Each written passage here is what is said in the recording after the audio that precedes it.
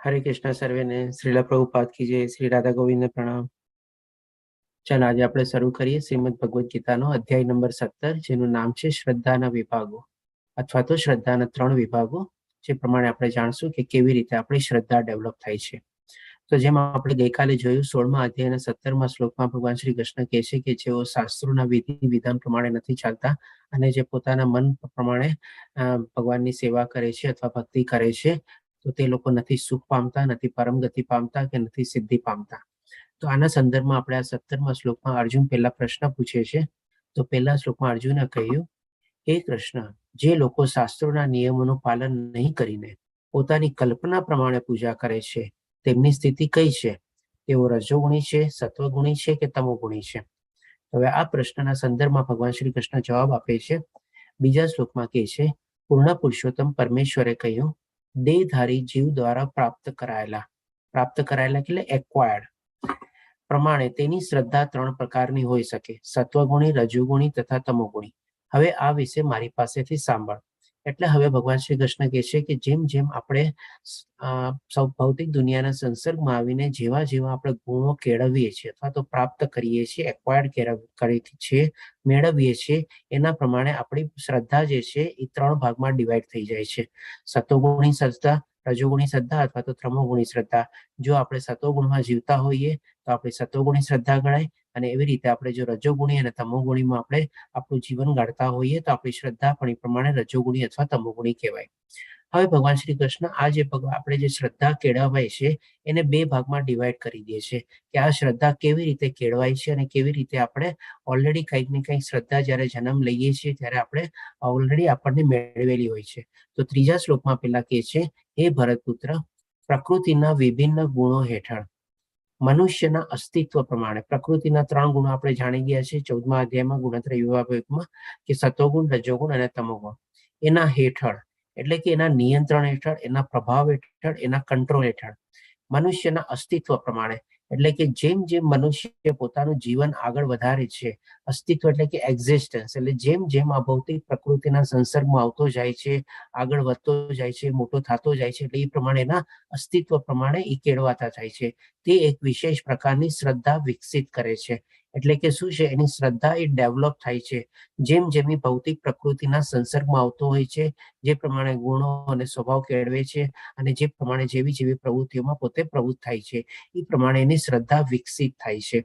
અને બીજી હજી એક ભગવાન શ્રી કૃષ્ણ આપણને કહે છે, જીવે સ્વયં અર્જિત કરેલા ગુણો। સ્વયં અર્જિત કરેલા ગુણો એટલે કે શું, કે ઇનહેરિટેડ, આપણે જેમ હોય ને કંઈક ને કંઈક ચીજ આપણને બાપ દાદાના વારસા તરફથી મળેલી હોય। ઇવન ઘણી વાર તો બીમારી બી આજકાલની તારીખમાં આપણે કહીએ છીએ કે હેરિડિટરી છે, જેમ કે સુગર તો કે હેરિડિટરી છે, અમારે હિસ્ટ્રી છે, લાઈફની હિસ્ટ્રી, બધાની ફેમિલી હિસ્ટ્રી છે, કોલેસ્ટ્રોલ તો કે ફેમિલી હિસ્ટ્રી છે। તો એવી જ રીતે આપણા જે આત્મા જે છે આપણા શરીરમાં જ્યારે પ્રવેશે છે ત્યારે જીવે સ્વયં અર્જિત કરેલા એટલે કે જે જૂના શરીરમાંથી જ્યારે દેહ ત્યાગ કરે છે અને એ જે પછી નવા શરીરમાં જ્યારે પોતે મેળવે છે ત્યારે એની સાથે બધી ઘણી બધી ચીજો કેરી ફોરવર્ડ કરીને ચાલે છે, જે આપણે બધા આગલા અધ્યાયોમાં જાણ્યા હતા। કેવા સ્વભાવ છે, કેવા ગુણો છે, કેવી મરતી વખતેની વિચારવાની પ્રક્રિયા છે, કેવી મરતી વખતેની મનસ્થિતિ છે, કેવા એના કર્મો છે, એ બધી ચીજો છે પોતે કેરી ફોરવર્ડ કરી જાય છે।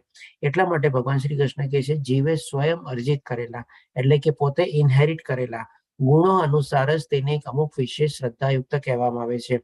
એટલે કે ઓલરેડી એના જે ઇનહેરિટેડ કરેલા હોય, આપણે જે ગયા જન્મમાંથી આ જન્મમાં પોતે જે ગુણો કેળવેલા હોય અથવા તો કેરી ફોરવર્ડ કરેલા હોય, એના પ્રમાણે એક વિશેષ શ્રદ્ધાયુક્ત એટલે કે આસ્તે આસ્તે પછી એના ઉપર આપણે બિલ્ડઅપ થાય છે અને વિકસિત થાય છે। જેવી રીતે પોતે ભૌતિક પ્રકૃતિના સંસર્ગમાં આવે છે, જેવા માણસોને મળે છે, જેવી સિચ્યુએશન પરિસ્થિતિ એની સામે આવે છે અથવા તો જે સંજોગોમાં એ પોતે પોતાનું જીવનકાળ કાઢે છે। એટલે કે આ 2 રીતે ભગવાન શ્રી કૃષ્ણ આપણને સમજાવે છે કે આપણી શ્રદ્ધા છે ને એના ઉપર ડિપેન્ડન્ટ છે। હવે ભગવાન શ્રી કૃષ્ણ બધી ચીજોને છે ને 3 ભાગમાં ડિવાઈડ કરશે। એમાં આપણને સૌથી પહેલા યજ્ઞ, તપ, દાન એ પ્રમાણે બતાવશે। તેમાં તપના પણ આપણને 3 પ્રકાર બતાવશે અને એ બધું જ શરૂઆત કર્યા પહેલા ભગવાન શ્રી કૃષ્ણ ખાવાથી શરૂઆત કરે છે। એટલે કે આપણે જે ભોજન લઈએ છીએ અથવા તો આપણે જે અન્ન ગ્રહણ કરીએ છીએ એ પણ આપણો બહુ મહત્વનો ભાગ ભજવે છે, જે પ્રમાણે આપણી શ્રદ્ધા વિકસિત થાય છે અથવા તો ડેવલપ થાય છે એના માટે। તો ભગવાન શ્રી કૃષ્ણ 8મા, 9મા અને 10મા 3 શ્લોકમાં 3 પ્રકારના આપણને ખોરાક અથવા અન્ન વર્ણવે છે, જે પ્રમાણે આપણી શ્રદ્ધા બને છે. જે અન્ન સત્વગુણી મનુષ્યને પ્રિય છે, એટલે કે જે મનુષ્ય સત્વગુણના હેઠળ પોતાનું જીવન જીવતો હોય, એનાથી પ્રભાવિત થયેલો હોય, એનાથી નિયંત્રણ હેઠળ હોય, એ પોતે શું અન્ન સત્વગુણીને પ્રિય ગમે છે. એ ફૂડની આપણને કેરેક્ટરિસ્ટિક્સ અથવા લાક્ષણિકતા વર્ણવે છે. તો કે કેવું અન્ન ગ્રહણ કરે છે, તો કે આયુષ્ય વધારનાર, એટલે કે ડેફિનેટલી એનું આયુષ્ય લંબાવે છે. આપણે જીવન શુદ્ધ કરનાર, એટલે કે શું છે, એટલે આપણે ઘણી બધી આપણા શરીરમાં બધી પ્યોરિટી ને બધું જે છે હોય ને આપણા ફૂડથી આપણે બને છે. ઘણીવાર આપણે આડેઅવળો ખોરાક ખાઈએ તો આપણા શરીરમાં કેટલી બધી બીમારીઓને બધું થાય છે. અને જો આવી રીતે આપણે સત્વગુણમાં જીવતા હોઈએ અને કેવળ આપણે સત્વગુણી ફૂડ ખાઈએ તો આપણા આત્માને પણ, આપણને, આપણા જીવનને પણ, આપણા શરીરને પણ, આપણા મનને પણ અને આપણી બુદ્ધિને પણ શુદ્ધ કરે છે. અને બળ એટલે કે આપણને શક્તિ આપે છે. સ્વાસ્થ્ય એટલે કે ગુડ હેલ્થ, સુખ તથા તૃપ્તિ આપનારું હોય છે. એટલે કે આપણને સંતોષ બી થાય છે ફૂડ ખાવાથી. પછી કે છે આવું અન્ન રસયુક્ત એટલે કે થોડું જ્યુસી હોય છે. સ્નિગ્ધ એટલે કે સારી એવી સુગંધ આવતી હોય છે એમાંથી. પોષણ કરનારું, ડેફિનેટલી જો આપણું બળ અને સ્વાસ્થ્ય વધારનારું હોય, આયુષ્ય વધારનારું હોય, તો એ પોષણ આપનારું જ આપણા માટે હોય. તથા હૃદયને ભાવે એવું હોય છે. હવે ભગવાન શ્રી કૃષ્ણ ખાલી એક સત્વગુણમાં એક આપણને કહે છે કે હૃદયને ભાવે હોય છે. અને આપણે જાણીએ છીએ કે હૃદયમાં આપણે છે ને આત્માનો વાસ છે. એટલે કે આ જે આપણે સત્વગુણ વાળું જે ફૂડ ખાઈએ છીએ એ આપણા આત્માને પણ એ આપણને ભાવે છે અને ગમે છે. અને એ રીતે આપણે આપણી શ્રદ્ધા વિકસિત થાય છે. તો આ રીતે અહીંયા 3 આપણને જોશું કે આ સત્વગુણી ફૂડ વાળું છે, આ રજોગુણી છે અને આ તમોગુણી છે. તો એવી જ રીતે પણ અહીંયા પિક્ચરમાં બી જે આપણે વર્ટિકલી આપણે જોવાનું છે, આ બધું સત્વગુણી ફૂડ છે, આ રજોગુણી ફૂડ છે અને આ બધું તમોગુણી ફૂડ છે. તો સત્વગુણી ફૂડમાં જેમ કે અહીંયા આપણે ભગવાનનો પ્રસાદ લઈએ, પાતળ લઈએ, પ્રસાદી લઈએ, પછી આપણે જેમ કે ઘરમાં સરસ મજાનું રોટલી, દાળ ભાત, શાક, કઠોળ ને સલાડ ને બધું ખાઈએ આપણે. એવી જ રીતે આપણે થોડા ઘણા ફ્રૂટ્સ છે, ડ્રાય ફ્રૂટ્સ છે, એ બધું બી લઈએ. આ બધું ચીજ આપણે છે સત્વગુણી ફૂડમાં આવે છે. હવે એવી જ રીતે ભગવાન શ્રી કૃષ્ણ રજોગુણી ફૂડને બી વર્ણવે છે, જેના ઉપર શ્રદ્ધા ઉપર કેવી અસર થાય છે એ વર્ણવે છે. તો કે અતિશય કડવું, ખાટું, ખારું, ગરમ, તીખું, લુખું તથા બળતરા કરનારું અન્ન રજોગુણી મનુષ્યને પ્રિય હોય છે. આવા અન્ન દુઃખ, શોક તથા રોગ ઉત્પન્ન કરનારા હોય છે. એટલે કે આ પ્રમાણે ફૂડ જે પ્રમાણે ભગવાન શ્રી કૃષ્ણ વર્ણવે છે, બહુ વધારે ઓઇલી ફૂડ, સ્પાઇસી ફૂડ, બહુ તીખું ફૂડ, એકદમ ઝાલ અથવા મિરચી નાખેલું આપણે ફૂડ ખાતા હોઈએ તો એ પણ ફૂડ પ્રમાણે આપણને આપણી શ્રદ્ધા એ પ્રમાણે રજોગુણી વિકસિત થાય છે. અને એ ફૂડથી આપણને ડેફિનેટલી દુઃખ, શોક અને રોગ, જેમ કે આપણે એક એક્ઝામ્પલ લઈએ, રાતના આપણે કંઈક એવું ખાઈ લીધું હોય આપણે ફૂડ કે બહુ ઓઇલી અને સ્પાઇસી ફૂડ આપણે ખાધું હોય તો આપણા પેટમાં તમે જોજો ઘણી વાર રાતના આપણને નીંદર બી ન આવે ને પેટમાં કંઈક જલન થતું હોય અથવા પેટમાં કંઈક બળતરા થતું હોય, આપણને એવું થાય. અને પછી સવારે તો ઘણી વાર આપણી હાલત ઓર ખરાબ થઈ જાય છે. એટલા માટે પણ જે પ્રમાણે ભગવાન શ્રી કૃષ્ણ વર્ણવે છે, આવી ટાઈપનું જો આપણે બહુ ઓઇલી, સ્પાઇસી ને તીખો ને એવું બધો ખોરાક ખાઈએ તો એ આપણને શોક અને રોગ ઉત્પન્ન થાય છે. ઘણા ખરા આપણે ખોરાકનું આપણને કારણ, જે રોગનું જે કારણ હોય છે, આવો ટાઈપનો જો ખોરાક લઈએ આપણે તો એ જ હોય છે. અને એમાં પણ પર્ટિક્યુલરલી આપણે જોઈએ અત્યારે યંગસ્ટર્સ અથવા ટીનેજર્સમાં જે છે, આપણે આવા બધા જે પેકેટો ખાવાની, જે બધા આપણે રેડીમેડ ફૂડ ખાવાની જે હેબિટ પડી ગઈ છે, એની બહુ અવળી અસર પડે છે. ઇવન કોક પેકેટમાં તો જે આપણે જાણીએ છીએ કે જેમાં ખાલી હવા વધારે હોય છે અને જેનું કન્ટેન્ટ હોય છે બહુ ઓછું હોય છે આપણે. અને એનો તમે જો કિલોના ભાવના હિસાબે કન્વર્ટ કરો ને તો ક્યારેક એના કરતા તો આપણને કાજુ અને કિસમિસ છે ને વધારે સસ્તા પડે આપણને. એટલે કે આપણે જોઈ શકીએ છીએ આ બધું આપણે રજોગુણી ફૂડ છે. આટલું બધું આપણે જેમ કે તડકો મારેલું, આટલું ઓઇલી, આટલું તીખું, આવું બધું ફૂડ લઈએ આપણને તો એનાથી આપણી રજોગુણી, આપણી શ્રદ્ધા વિકસે છે અને આપણે ઘણીવાર આપણા શરીર ઉપર અવળી અસર કરે છે. પછી ભગવાન તમોગુણી ફૂડ વિશે કહે છે, ભોજન કરવાના 3 કલાક પહેલા રાંધેલું, સ્વાદહીન, બગડેલું તથા દુર્ગંધ મારતું, એઠું તથા અસ્પૃશ્ય વસ્તુઓનું બનેલું ભોજન એવા લોકોને પ્રિય હોય છે કે જેઓ તમોગુણી હોય છે. એટલે કે જે તમોગુણના પ્રભાવ હેઠળ જીવતા હોય છે એ લોકો આવું બધું ફૂડ ખાય છે. આપણે બગડેલું, સ્વાદહીન, વાસી ને બધું. હવે આના સંદર્ભમાં એક આપણે એક્સેપ્શન બી લઈ લઈએ, જેમ કે આમાં લખેલું છે ભોજન કરવાના 3 કલાક પહેલા રાંધેલું. તો આજને જે પ્રમાણે આપણી લાઈફસ્ટાઈલ છે, આપણે ઘણા લોકો શું છે સવારના પૂરમાં ઓફિસ જવા માટે નીકળી જાય અને એની સાથે આપણે ટિફિન લઈ જાય આપણે. તો એ શું ડેફિનેટલી આપણે જ્યારે પછી આપણે ઓફિસ જઈને લંચ કરીએ એટલે કે 3 કલાક પહેલા જ વધારે રાંધેલું હોય. પણ એ જે શું છે એની સાથે આપણે લિટરલ મિનિંગ રીતે નથી લેવાનું, કારણ કે પહેલાના વખતમાં શું છે એવા બધી સુખ સગવડો અને એવા બધા સાધનો નહોતા કે જ્યારે શું છે ફૂડ આપણે 3 કલાકથી વધારે એને જો રાખી મૂકીએ તો ડેફિનેટલી એમાં વાસ આવી જતી ને બધું બગડી જતું. કારણ કે આજની તારીખમાં શું છે એવા બધા આપણને સુખ સગવડ અને સાધનો મળી ગયા છે. સૌપ્રથમ તો આપણે જેવા ટિફિન બોક્સમાં લઈ જઈએ છીએ એ પણ સરસ મજાનું આપણે થર્મલ બોક્સ એવો ટાઈપનો બોક્સ હોય છે. પ્લસ પછી આપણે ઓફિસ જઈને આપણે કેન્ટીન અથવા પેન્ટ્રીમાં ફ્રીજની બધી વ્યવસ્થા હોય છે એમાં રાખી દઈએ છીએ. પછી એમાંથી આપણે લંચ ટાઈમ થાય એટલે કે એમાંથી કાઢીને ઓવન બી હોય છે તો ઓવનમાં આપણે ગરમ કરીને પછી આપણે ખાઈએ છીએ. એટલા માટે એ રીતે આપણે એક્સેપ્શન તરીકે લઈ શકીએ, કારણ કે આજની લાઈફસ્ટાઈલ પ્રમાણે આપણે એવી રીતે જીવવું જ પડે છે અને એવી રીતે આપણે કરીએ છીએ. એટલે કે આનું લિટરલ મિનિંગ નથી લેવાનો કે ભાઈ 3 કલાક પહેલા રાંધેલું ફૂડ છે તમોગુણી ફૂડ થઈ જાય આપણે, ડેફિનેટલી નોટ. પણ આપણે આવી બધી કેર આપણે લઈએ છીએ એટલા માટે આપણને એ પણ આપણે કહી શકીએ કે તમોગુણી ફૂડ નથી ગણાતું. હવે ભગવાન આપણે ખાવાથી શું કામે શરૂઆત કરી કે ખાવાનો કેવો આપણે મગજ અગત્યનો ભાગ ભજવી શકે છે આપણી શ્રદ્ધા ડેવલપ માટે, તો હવે એ પણ આપણે જાણીએ. કારણ કે આપણે જે ખોરાક આપણે ખાઈએ છીએ એ આપણે કહી શકીએ કે ભાઈ 3 અલગ અલગ પાર્ટમાં વહેંચાઈ જાય છે. એમાં જે સૌથી મોટો ઘટક હોય અથવા જે આપણે કહીએ કે જે આપણે બીજે દિવસે સવારે આપણે મળમૂત્ર ત્યાગ કરીએ એમાં આપણું બધું નીકળી જાય છે. એટલે કે એક ટાઈપનું કહીએ કે આપણે વેસ્ટેજ છે અથવા તો જંક છે આપણે. પછી આપણે એમાં જે શું છે જે આપણે ખાઈએ છીએ અને ચબાવીને બધું આપણે જે ગ્રહણ કર્યું એમાં અલગ મધ્યમ ભાગનો ભાગ ઘટક રહે છે. એ જે મધ્યમ ભાગનો જે ઘટક છે આપણે એ શું આપણું લોહી, માંસપેશીઓ, હાડકા અને એ બધું ચીજ આપણને બિલ્ડઅપ કરવામાં મદદ કરે છે આપણે.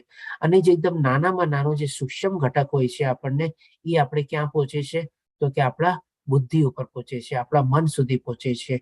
અથવા તો આપણે કહી શકીએ કે મન, ચેતના અને બુદ્ધિ જે આપણું વિકસિત થાય છે, જે આપણે 3 અવ્યક્ત રૂપમાં છે આપણને એ બધું ચીજ જે આપણે જે નાનામાં નાના જે ઘટક હોય છે એનાથી આપણું આ બધી ચીજ વિકસિત થાય છે. અને આપણામાં પણ કહેવત છે કે ભાઈ અન્ન એવો ઓળકાર. એટલા માટે શું છે કે ભાઈ આપણે જ્યારે જે પ્રમાણે ખોરાક લીધો હોય એમાં જે નાના નાના જે તત્વો છે અથવા સૂક્ષ્મ ઘટકો છે જેનાથી આપણી મન, બુદ્ધિ અને ચેતના વિકસિત થાય છે આપણે, તો એ આપણે જોઈ શકીએ છીએ કે આપણામાં શું છે ઘણી વાર આપણે કહેવાય છે ને કે ભાઈ આપણે જેવું વિચારીએ એવું આપણે બોલીએ અને જેવું બોલીએ એવું આપણું વર્તન બને અને જેવું વર્તન બને એવી આપણી આદતો બને અને જેવી આપણી આદતો બને એવું આપણું કેરેક્ટર બને. તો એ રીતે શું છે એક સાયકલના રૂપમાં છે ને આ રીતે આપણી શ્રદ્ધામાં બી આપણે બહુ મોટો અગત્યનો ભાગ ભજવે છે. કારણ કે આવી રીતે જો આપણે રજોગુણી અને તમોગુણી ફૂડ ખાતા હોઈએ તો આપણી બુદ્ધિ પણ એ પ્રમાણે વિકસે આપણે. અને જો સતોગુણી ફૂડ ખાતા હોઈએ તો આપણે ડેફિનેટલી આપણે વધારે ને વધારે આપણામાં સતોગુણ આપણે બિલ્ડઅપ કરી શકીએ. અને જો એ રીતે આપણી બુદ્ધિ પણ વિકસે અને એ રીતે આપણે જ્ઞાન મેળવીએ અને એ રીતે આપણે મનને પણ નિયંત્રિત રાખીએ અને એવી રીતે આપણી ચેતનાનો આપણી અંદરમાં જે આત્માનો જે છે એ પ્રમાણે આપણે ભરણ પોષણ ને બધું કરીએ તો ડેફિનેટલી આપણા વિચારો, બોલવાની વાણી, વર્તન, આપણું આચરણ બધું આપણે ઓર સરસ રીતે સાત્વિક ગુણોમાં આપણે એને ડેવલપ કરી શકીએ.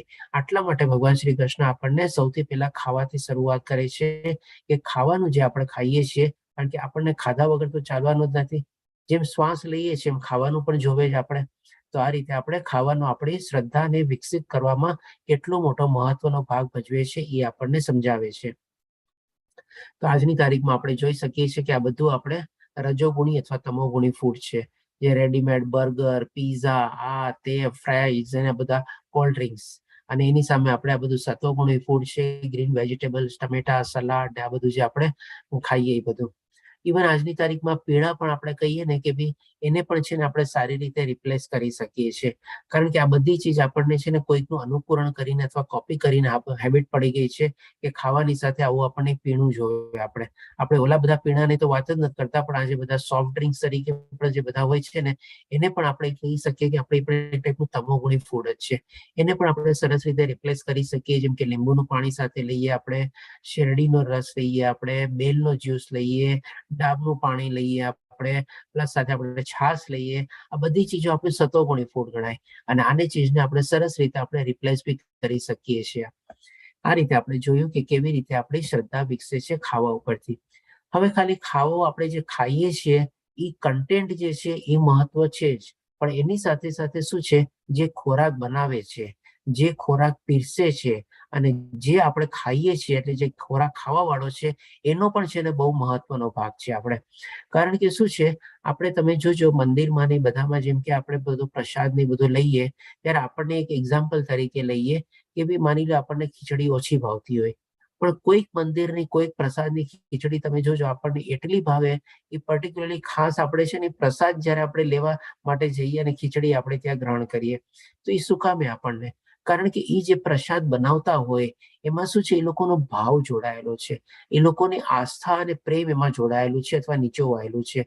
એટલી શ્રદ્ધાપૂર્વક એ લોકો એ ખાવાનું બનાવે છે અથવા ખીચડીનો પ્રસાદ બનાવે છે, જે પ્રમાણે આપણો દાખલો લીધો એ પ્રમાણે, અને એ ખીચડીનો પ્રસાદ ભગવાનને ધરાવેલો હોય છે અને એ પ્રમાણે આપણે એને ગ્રહણ કરીએ છીએ. એટલે કે આવી રીતે જે ખાવાનું જે બનાવતો હોય છે ને, એની પણ મનસ્થિતિ, એની પણ મનોદશા પણ બહુ અગત્યનો ભાગ ભજવે છે એ ખાવા બનાવવા ઉપર. ઘણી વાર જેમ કે કોઈ ખાવાનું બનાવતું હોય અને એ જો પોતે જેટલો તમોગુણમાં જીવતો હોય, તો એ જે પોતે ખાવાનું બનાવે ને અને એ આપણે ગ્રહણ કરીએ ને, તો એની પણ આપણા ઉપર અસર થાય છે. એટલા જ માટે તો કે છે કે પ્રસાદ ગ્રહણ કરીને પણ આપણે છે ને ભગવાન પ્રત્યે આપણે પોતાની ભક્તિ વધારી શકીએ છીએ. આપણી પાસે નારદ મુનિનો પણ એક એક્ઝામ્પલ છે. એ જે બધા આપણે સંત મહારાજોની બધા સેવા કરતા અને એ લોકો જે ખાતા એટલે પ્રસાદ લેતા, એમાંથી જે એઠું બચેલું હોય ને, એ આપણે છે ને નારદ મુનિ એને પ્રસાદ તરીકે ગ્રહણ કરતા. કારણ કે પ્રસાદમાં છે ને એઠું ને બધો લાગુ પડતો નથી. પ્રસાદ આપણને ગમે ત્યારે ગમે તે રીતે આપણે લઈએ તો એ પ્રસાદ જ ગણાય છે, એમાં આપણને એઠો છે કે આ છે એ લાગુ ન પડે આપણને. તો નારદ મુનિ આવી રીતે એમની પોતાની ભક્તિભાવ પર તે કેવી સરસ રીતે વિકસાવી હતી, આવી રીતે પ્રસાદ ગ્રહણ કરી અને ઋષિ મુનિઓ અને સંત મુનિઓની સેવા કરીને બી. એટલે કે બનાવનારનો પણ આપણને બહુ અગત્યનો ભાગ ભજવે છે ખાવાની ચીજ ઉપર. અને હવે એવી જ રીતે પીરસવાનું બી હોય છે. તમે જોજો ઘણી વાર આપણને આપણા ઘરમાં માતા જે આપણે ખારક ખાવાનું બનાવતી હોય, આપણે એક તો આપણને ડેફિનેટલી લોકોની એક પર્ટિક્યુલર જે આઈટમ હોય આખી જિંદગી આપણને યાદ રહે. જેમ કે એક માની લો એક્ઝામ્પલ લઈએ, અત્યારે જેમ કે હમણાં દિવાળી ગઈ છે તો આપણે મીઠાઈના એક્ઝામ્પલથી જ લઈએ. માની લો આપણી મમ્મી કે માતા આપણને એક મોહનથાળ બનાવતી હોય આપણને, તો એના હાથનો જે મોહનથાળ ભાવે ને, આપણને આખી જિંદગીમાં બીજા કોઈના હાથનો મોહનથાળ ન ભાવે. અને પર્ટિક્યુલરલી આપણે જયારે બી મોહનથાળ બીજા કોઈનો બી ખાઈએ ને, ત્યારે આપણે માતાને મમ્મીને યાદ કરીએ, મમ્મી જેવો મોહનથાળ તો મને ક્યાંય ખાવા નથી મળતો. એ જ રીતે યાદ કરીએ. એટલે કે આ રીતે આપણે સમજ્યા કે અલગ અલગ કેવી રીતે એ લોકો ભાવ હોય છે, પ્રેમ હોય છે, કે ભાઈ એવી રીતે એમાં પ્રસાદ બનાવવાવાળાનો પણ એમાં ભાવને એમાં આપણે અગત્યનો ભાગ ભજવે છે. હવે આપણે એવી જ રીતે પીરસવાનું બી લઈએ. જેમ કે માતા જયારે એના બાળકો લોકો જમવા બેસે ત્યારે કેટલા પ્રેમથી ને બધાથી આપણને બધાને પીરસતી હોય છે. આપણે એક રોટલી વધારે કહીએ તો આપણે ખાઈ બી લઈએ છીએ, બધું કરીએ છીએ. તો એ પણ એક જાતનો પ્રેમ અને ભાવ હોય છે.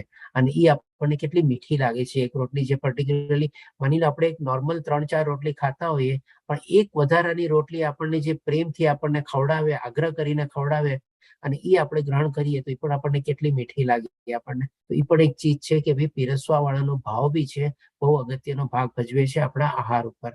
અને હવે એવી રીતે આપણે ખાવાના ઉપર આપણે કે જે ગ્રહણ કરતો હોય એનું બી જોઈએ આપણે. આજકાલની તારીખમાં આપણને બધાને બહુ ખોટી ટેવ ઘણીવાર પડી ગઈ હોય છે કે ખાતી વખતે પણ મોબાઈલ, ટીવી, કઈ પુસ્તક વાંચવાનું, કઈ છાપું વાંચવાનું, એટલે કે કંઈક ને કંઈક આપણે છે ને ખાવા પ્રત્યે ધ્યાન નથી આપતા. આપણે આમ કરીને આમ કોડિયા ખાલી ભરતા હોઈએ છીએ ઘણી વાર આપણને. તો આપણે શું છે, આપણે જાણીએ છીએ જે આપણને ખોરાક મળેલો છે, અન્ન મળેલો છે, એ ભગવાનની કૃપા થઈ છે, ભગવાનનો પ્રસાદ રૂપે આપણને મળે છે. કારણ કે ભગવાન શ્રી કૃષ્ણ ચોથા અધ્યાયમાં આપણને આખી સરસ મજાની સાયકલ સમજાવે છે કે આ અન્ન કેવી રીતે ઉગે છે. તો કે વરસાદની કૃપા થાય છે જેથી અન્ન બને છે. અન્નને પછી આપણે એને અલગ અલગ વાનગીઓ બનાવીએ છીએ, એ ભગવાનને ધરીએ છીએ અને પછી આપણે લઈએ છીએ. એટલે કે ભગવાનની કૃપા દ્વારા જ આપણને આ પ્રસાદ અથવા જે આ ખોરાક અથવા જે આપણે ખાવાનું ખાઈએ છીએ એ આપણને મળે છે. હવે એને આપણે આવો અનાદર કરીને આપણે ગ્રહણ કરીએ તો કેટલું ખરાબ લાગે. આજે માની લો તમારી સામે કોઈ આપણે માણસ આવેલો હોય અને તમારી સાથે વાતો કરતો હોય અને તમે મોબાઈલમાં હા બોલ ને હું સાંભળું છું તું કર, એ સામેવાળા માણસને ઇન્સલ્ટિંગ લાગે કે નહીં? તો ખોરાક પણ એવી જ રીતે છે, જે ભગવાનનો પ્રસાદ છે. આપણે એવી રીતે જો ખાઈએ મોબાઈલ જોતા જોતા, ટીવી જોતા જોતા એ બધું, તો આપણે પણ એનો અનાદર કર્યો કહેવાય, એને અપમાનિત કર્યું કહેવાય. તો એને પણ શું ખોટું ન લાગે આપણે? એટલે આ ત્રણ ચીજ આપણે છે ને ખાલી ખોરાકના અતિરિક્ત બી આપણે જોઈએ કે આ ત્રણ ચીજો બી આપણે બહુ અગત્યનો ભાગ ભજવે છે, બનાવનાર, પીરસનાર અને ભોજન ગ્રહણ કરનાર. આજે ઘણા લોકો પછી એટલા માટે શું છે, આપણે જેમ કે ભોજન પેલા આવે પોતાની હાથમાં થાળીમાં ને એમાં ભોજન પીરસાય તો પેલા ભોજન મંત્ર ને બધું લે છે અને એ રીતે ભોજન મંત્ર લઈને પછી પોતે ખાવાનું શરૂઆત કરે છે. તો આપણી ભગવદ્ ગીતામાં બી પણ એક સરસ મજાનો એવો ભોજન મંત્ર છે. આપણે ચોથા અધ્યાયનો 24મો શ્લોક છે. આપણે આ બ્રહ્મ અર્પણ બ્રહ્મ અવીર બ્રહ્મ અગ્નો બ્રહ્મણાહુતમ બ્રહ્મ એવ તેન ગંતવ્યમ બ્રહ્મ કર્મ સમાધિના. એટલે કે આ રીતે આપણો ભોજન મંત્ર લઈને આપણે એને રિસ્પેક્ટફુલી આપણે એને આદર આપીને, માન આપીને, સન્માન આપીને આપણે ભોજન ગ્રહણ કરવું જોઈએ, કે જેથી કરીને આપણી શ્રદ્ધા પણ એ પ્રમાણે વિકસે. આ ટોપિક ઉપર મેં થોડોક લાંબો સમય લીધો, આપણો થોડી વધારે 5-7 મિનિટ લીધી, કારણ કે આ બહુ મહત્વનો ટોપિક હતું. કારણ કે જેમ આપણને એટલે જ ભગવાન શ્રી કૃષ્ણે પણ ખાવાથી શરૂઆત કરી, કારણ કે આપણને ખાધા વગર ચાલવાનું નથી. હવે ભગવાન શ્રી કૃષ્ણ આપણને યજ્ઞ, તપ અને દાન વિશે કહેશે, કે જે પણ આપણે કેવી રીતે આપણી એ પ્રમાણે શ્રદ્ધા અલગ અલગ રીતે આપણે સતોગુણી, રજોગુણી અને તમોગુણીમાં વિકસિત થઈ શકે છે. તો જે યજ્ઞ શાસ્ત્રોક્ત વિધિ પ્રમાણે કર્તવ્ય સમજીને ફળની આકાંક્ષા નહીં રાખનારા લોકો દ્વારા કરવામાં આવે છે તે સાત્વિક હોય છે. તો આજની તારીખમાં આપણે કલયુગમાં જાણી ગયા છે કે હરે કૃષ્ણ મહામંત્રનો યજ્ઞ કરવો, નામ જાપ કરવું, એ જ આપણા માટે યજ્ઞ છે. અને આ પણ આપણે જયારે માળા જપતા હોઈએ ત્યારે એવું નહીં કે ભાઈ હું ભગવાન, હું આપણા માટે આટલી માળા જપું છું, મને આ ફળ આપજો, મારું આ કામ કરાવી દેજો ને આવી રીતે. પણ નહીં, આપણે as a matter of duty એટલે કે કર્તવ્ય સમજીને ભગવાનને આપણે સેવા કરવાના અથવા ભક્તિના ભાવથી આપણે સંપૂર્ણ રીતે એ જે નિશ્ચિત કરેલી માળાની આપણે જે સંખ્યા કરેલી હોય એ પ્રમાણે આપણે દિવસનું આપણે માળા કરવાની છે. અને આ રીતે જો કરેલી હોય તો એને ભગવાન શ્રી કૃષ્ણ કહે છે તે સાત્વિક યજ્ઞ છે. આપણે પછી ભગવાન શ્રી કૃષ્ણ રજોગુણી યજ્ઞ કહેશે. હવે અહીંયા જ થી જે ભગવાન શ્રી કૃષ્ણ બધું ચીજ જે સતોગુણી, રજોગુણી અને તમોગુણી જે ભાગમાં ડિવાઈડ કરે છે, એ બધી ચીજ છે ને આપણે એક એક એક્ઝામ્પલ દ્વારા સમજશું, કે જેથી કરીને આ બધી ચીજ આપણને શું છે સરસ રીતે ક્લિયર થઈ જાય. પેલા આપણે હવે અહીંયા જોશું આપણે કે રજોગુણી યજ્ઞ કેવી રીતે થાય છે. પરંતુ હે ભરતશ્રેષ્ઠ, જે યજ્ઞ અમુક દુન્વયી લાભ કે ગર્વ ખાતર કરવામાં આવે છે તેને તું રજોગુણી જાણ. તો આના સંદર્ભમાં બી આપણે એક એક્ઝામ્પલ લઈએ કે આજની તારીખમાં ઘણા લોકોએ માની લો પોતે બહુ મોટું ઘર લીધું હોય અને એનું વાસ્તુ પૂજન કરવાના હોય અને હવન ને બધું રાખેલું હોય આપણે, તો એમાં શું છે, એ જે ભાવ હોય છે ને આપણે કહી શકીએ કે થોડો ઘણો રજોગુણી હોય છે. કારણ કે એ માની લો આપણે હવન ને આવી રીતે વાસ્તુ ને બધું કરે છે, નવ દંપતી લોકો બધા આપણે બેસે છે અને પંડિત બી પૂજા ને બધું કરાવે છે. પણ પંડિત થોડી ઘણી વાર પછી પૂજા કરાય પછી કે ચાલો હવે આપનું કામ પૂરું થઈ ગયું, હવે આપ આપના બીજા કામમાં લાગી શકો છો. તો જે લોકો આવી રીતે જે આપણે પૂજા કરવામાં જે બેઠા હોય છે દંપતી લોકો, એ આની રાહ જોતા હોય કે ક્યારે પંડિતજી એમને નવરા કરે ને અમે ઉભા થઈએ. કારણ કે એનો ઉદ્દેશ શું હોય છે, પોતે આ નવું ઘર લીધેલું છે અને બધા લોકોને જે આમંત્રિત કરેલા છે પોતાના ઘર દેખાડવા માટે, એ લોકો પાસે જવું છે અને એ લોકોને વર્ણવવું છે. જો આ ઘર આમ છે, અહીંયા સાઉથ ઓપન છે, અહીંયા આ લોકાલિટી છે, અહીંયા આવી રીતે આમ છે, આ માર્બલ ફ્લોરિંગ છે, આ ફર્નિચર આવી રીતે લીધું, આમ લીધું. એટલે કે એ લોકોની બધા પાસેથી શું પ્રશંસા સાંભળવી છે. એટલે કે આ બધું શું એવી છે પોતાના ગર્વ ખાતર અંદર અંદર પોતાનો અહમ પોષતા હોય છે કે આવી રીતે આટલું મોટું મેં ઘર લીધું છે. અને ઘણી વાર શું છે, આના માટે કોઈ આટકતરી રીતે દુનિયાવી લાભ બી હોય છે. જેમ કે માની લો એ લોકોના દીકરા દીકરીઓ મોટા થતા હોય અને એવી રીતે કોઈકને બધાને આમંત્રિત કરીને દેખાડે કે જેથી કરીને આંખમાં નજર આવે અને પછી કંઈક આપણે એ ગોઠવાઈ જાય. એટલે કે લાભ મેળવવાની ઈચ્છાથી હોય, અથવા તો આવી રીતે કંઈક પોતાનું પ્રમોશન કે એવું દેખાડવા માટે કે કંઈક બી બધું કરેલું હોય. એટલે કે આવી રીતે બી યજ્ઞ આજની તારીખમાં બી થાય છે. બધા આપણે ડેફિનેટલી આપણે એક્ઝામ્પલ લઉં છું, ખાલી આપણે સમજાવવા માટે લઈએ છીએ. એનો મતલબ એમ નથી કે બધા ટાઈપના યજ્ઞો ને બધું આવી જ રીતે થતું હોય છે. પણ જેવી રીતે આપણે સમજી શકીએ છીએ, ઘણા લોકોના આવા ભાવથી લોકો યજ્ઞ કરે છે શો ઓફ અને દેખાડો માટે અને કંઈક ને કંઈક બેનિફિટ લેવા માટે. હવે આપણે તામસિક યજ્ઞ વિશે ભગવાન શ્રી કૃષ્ણ કહે છે, જે યજ્ઞ શાસ્ત્રોક્ત નિર્દેશોની ઉપેક્ષા કરીને, પ્રસાદ વેચ્યા વિના, વેદ મંત્રોના ઉચ્ચારણ વગર, પુરોહિતોને દક્ષિણા આપ્યા વિના અને શ્રદ્ધા વગર કરવામાં આવે છે તે તામસી યજ્ઞ કહેવાય છે. તો આમાં પણ જે પ્રમાણે ફોટો આપેલો છે, આપણે એની પાછળની આખી સ્ટોરી જરાક જોઈ લઈએ સંક્ષિપ્તમાં. આપણે આ જે છે આ ભસ્માસુર કરીને છે. આપણે હવે એ શું છે, શંકર ભગવાનની સ્તુતિ કરતો હતો અને આપણે પ્રમાણે યજ્ઞ આયોજે છે. અને એ યજ્ઞ કરીને પોતે સૌથી પહેલા તો શું કરે છે, પોતાના અંગ ઉકાંબો કાપીને બધા એમાંથી હાડકા, માંસલા, લોહી ને બધું લઈને આપણે એ યજ્ઞમાં આહુતિ તરીકે આપે છે. કોને? તો કે મહાદેવને પ્રસન્ન કરવા માટે. મહાદેવજી પ્રસન્ન થતા નથી. પછી શું કરે છે, પોતે પોતાના અંગો ઉપાંગો કાપે, જેમ હાથની આંગળી ને આ ને બધું કાપી કૂપીને આહુતિ તરીકે આપે છે. તો પણ મહાદેવજી પ્રસન્ન નથી થતા. પછી લાસ્ટમાં જ્યારે પોતાનું ગળું કાપવા જાય છે ત્યારે મહાદેવજી પ્રસન્ન થાય છે અને કહે છે કે ભાઈ ઓકે, તને શું જોવે છે? તો આ આપણે જે છે ભસ્માસુર એવું વરદાન માંગે છે મહાદેવજી પાસેથી કે ભાઈ હું જેના માથા ઉપર હાથ મૂકું એ ત્યાં ને ત્યાં ઓન ધ સ્પોટ પછી બળીને ભસ્મ થઈ જાય. એટલા માટે જેનું નામ બી ભસ્માસુર તરીકે રાખવામાં આવેલું હતું. પછી પેલા મહાદેવજી તો વિચારે છે કે ભાઈ આવી રીતે આવી ટાઈપનું વરદાન આપવું કે ન આપવું છે, તો આસુર નહીં પણ શું છે જીત પકડીને બેઠો હોય છે અને મહાદેવજી પછી એને તથાસ્તુ કરે છે, એ પ્રમાણે વરદાન આપે છે. હવે એ જેવું વરદાન પ્રાપ્ત કરે છે એ સૌથી પહેલો એક્સપેરિમેન્ટ કોના ઉપર કરવા માંગે છે? તો કે મહાદેવજી ઉપર જ કરવા માંગે છે. એટલે કે છે કે હવે હું મારો હાથ આપના માથા ઉપર જ રાખવા માંગુ છું અને જોવા માંગુ છું કે આપ ભસ્મ બળીને ભસ્મ થાવ છો કે નહીં. પછી મહાદેવજી જાય છે વિષ્ણુ ભગવાન પાસે, એમનો સહારો લે છે અને વિષ્ણુ ભગવાન પછી એવું કરે છે કે એ ભસ્માસુર જે છે પોતે પોતાનો હાથ પોતાના માથા ઉપર જ રાખે છે અને પોતે બળીને ભસ્મ થઈ જાય છે. એટલે કે આ સ્ટોરી લેવાનો પાછળનો આખો તાત્પર્ય શું છે કે આપણે આમાં એક એક આપણે ચીજ કરીને જોઈએ કે શાસ્ત્રોક્ત નિર્દેશોની ઉપેક્ષા કરીને આપણા કોઈ શાસ્ત્રમાં આવી ટાઈપના કોઈ યજ્ઞનો નિર્દેશ છે જ નહીં. એટલે કે ડેફિનેટલી એનાથી વિરુદ્ધ ચાલ્યો. પ્રસાદ વેચ્યા વિના, હવે આમાં ક્યાં આપણને દેખાય છે કે ભાઈ એને પ્રસાદ ને બધું વેચેલું હશે કે કંઈ કરેલું હશે? એને આપણે ડેફિનેટલી શાસ્ત્રોની ઉપેક્ષા કરેલી હોય, શાસ્ત્રોમાં કે એવો નિર્દેશ ન હોય તો વેદ મંત્રોના બી આવા કોઈને ઉચ્ચારણ મળે નહીં. પોતાના મન ઘડિત પ્રમાણે આપણે શ્રદ્ધા કેળવેલી હોય ને આવી રીતે તપસ્યાનો પોતે ઉપાસના કરતો હોય. હવે ડેફિનેટલી વેદ મંત્રોને ઉચ્ચારણ ન થતા હોય તો એવા કોઈ પુરોહિત એને પણ બોલાવવાનો હોય અને એને પછી દક્ષિણ આપવાનો પણ કોઈ સવાલ નથી આપણને. અને શ્રદ્ધા વગર આખી જે પ્રોસેસ છે ને યજ્ઞ કરવાની, એમાં ક્યાંય આપણને શ્રદ્ધા દેખાય છે? એટલે કે આવી રીતે ટાઈપના જો યજ્ઞ કરેલા હોય તો એને ભગવાન શ્રી કૃષ્ણ કહે છે આ તામસી યજ્ઞ છે. આપણે હવે ભગવાન શ્રી કૃષ્ણ આપણને તપ વિશે જણાવશે. તપમાં પણ પહેલા આપણને શરીરનું તપ કહેશે, વાણીનું તપ કહેશે અને મનનું તપ કહેશે. એ રીતે તો સૌથી પહેલા આપણે જોઈએ 14મા શ્લોકમાં ભગવાન શ્રી કૃષ્ણ કહે છે પરમેશ્વર ભગવાન પૂર્ણ પુરુષોત્તમ પરમેશ્વર બ્રાહ્મણો, ગુરુ તથા માતા પિતા જેવા વડીલોની અથવા જે પૂજનીય લોકો હોય એની આપણે પૂજા કરવી જોઈએ, સેવા કરવી અને પવિત્રતા, સરળતા, બ્રહ્મચર્ય તથા અહિંસાનું પાલન કરવું એ શારીરિક તપ ગણાય છે. એટલે કે આ રીતે ભગવાન શ્રી કૃષ્ણ કહે છે આપણા વડીલો, આપણા પૂજનીયો, આપણા જે આદર્શો હોય એ બધાની આપણે સેવા પૂજા કરવી જોઈએ. સાથે સાથે આપણે પોતે પવિત્રતા જાળવી જોઈએ. પવિત્રતા ખાલી શરીરની નહીં પણ સાથે સાથે મન, બુદ્ધિ અને વાણીની પણ પવિત્રતા. સરળતા એટલે કે સિમ્પલિટી, જે આજની તારીખમાં આપણે બહુ દેખાવ અને બધું થઈ ગયું છે, શો ઓફ જેને આપણે કહીએ છીએ, એ બધું ન હોવું જોઈએ.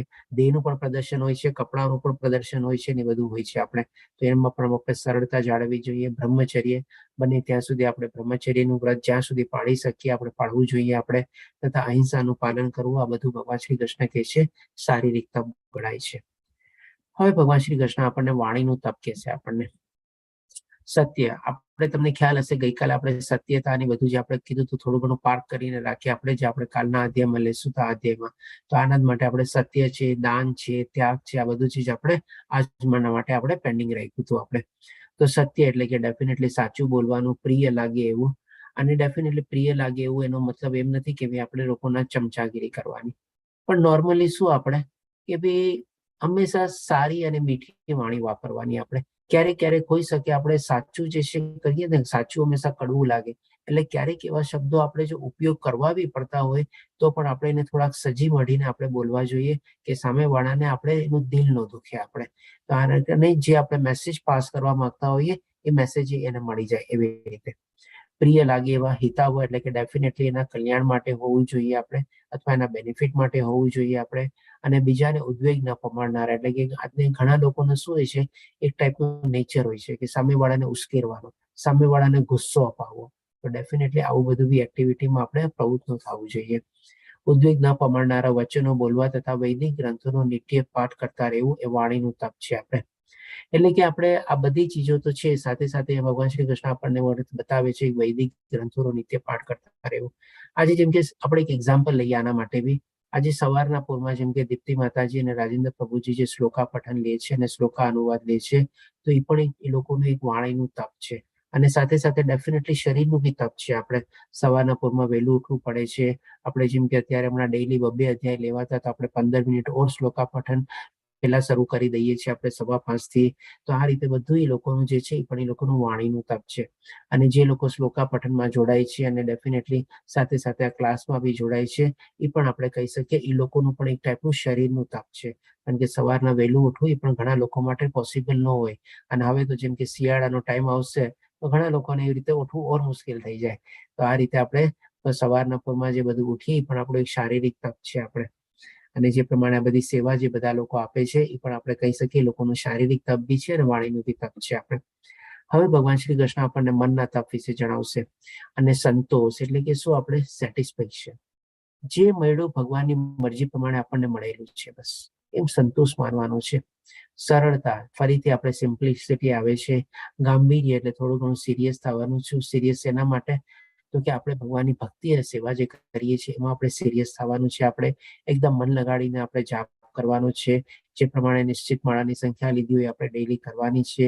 સિરિયસલી એટલે કે કમ વોટ મેં કાંઈ બી પ્રોબ્લેમ આવે તો પણ આપણે કન્ટિન્યુ કરવાનું છે. આત્મસંયમ તથા જીવનની શુદ્ધિ, આ સર્વ મનના તપ છે. આ રીતે ભગવાન શ્રી કૃષ્ણ બધું આપણને મનનું તપ બતાવે છે. હવે એને પણ આપણે ભગવાન શ્રી કૃષ્ણ 17મા શ્લોકમાં આગળ કહે છે કે દુન્વય લાભની એટલે કે આ કેવી ટાઈપથી આપણે આ બધું તપ કરવું જોઈએ. એટલે કે દુન્વય લાભની ઈચ્છા ન કરનારા તથા કેવળ પરમેશ્વરમાં જ પરોવાયેલા મનુષ્ય દ્વારા દિવ્ય શ્રદ્ધાપૂર્વક કરેલું એ 3 પ્રકારનું તપ સાત્વિક તપ કહેવાય છે.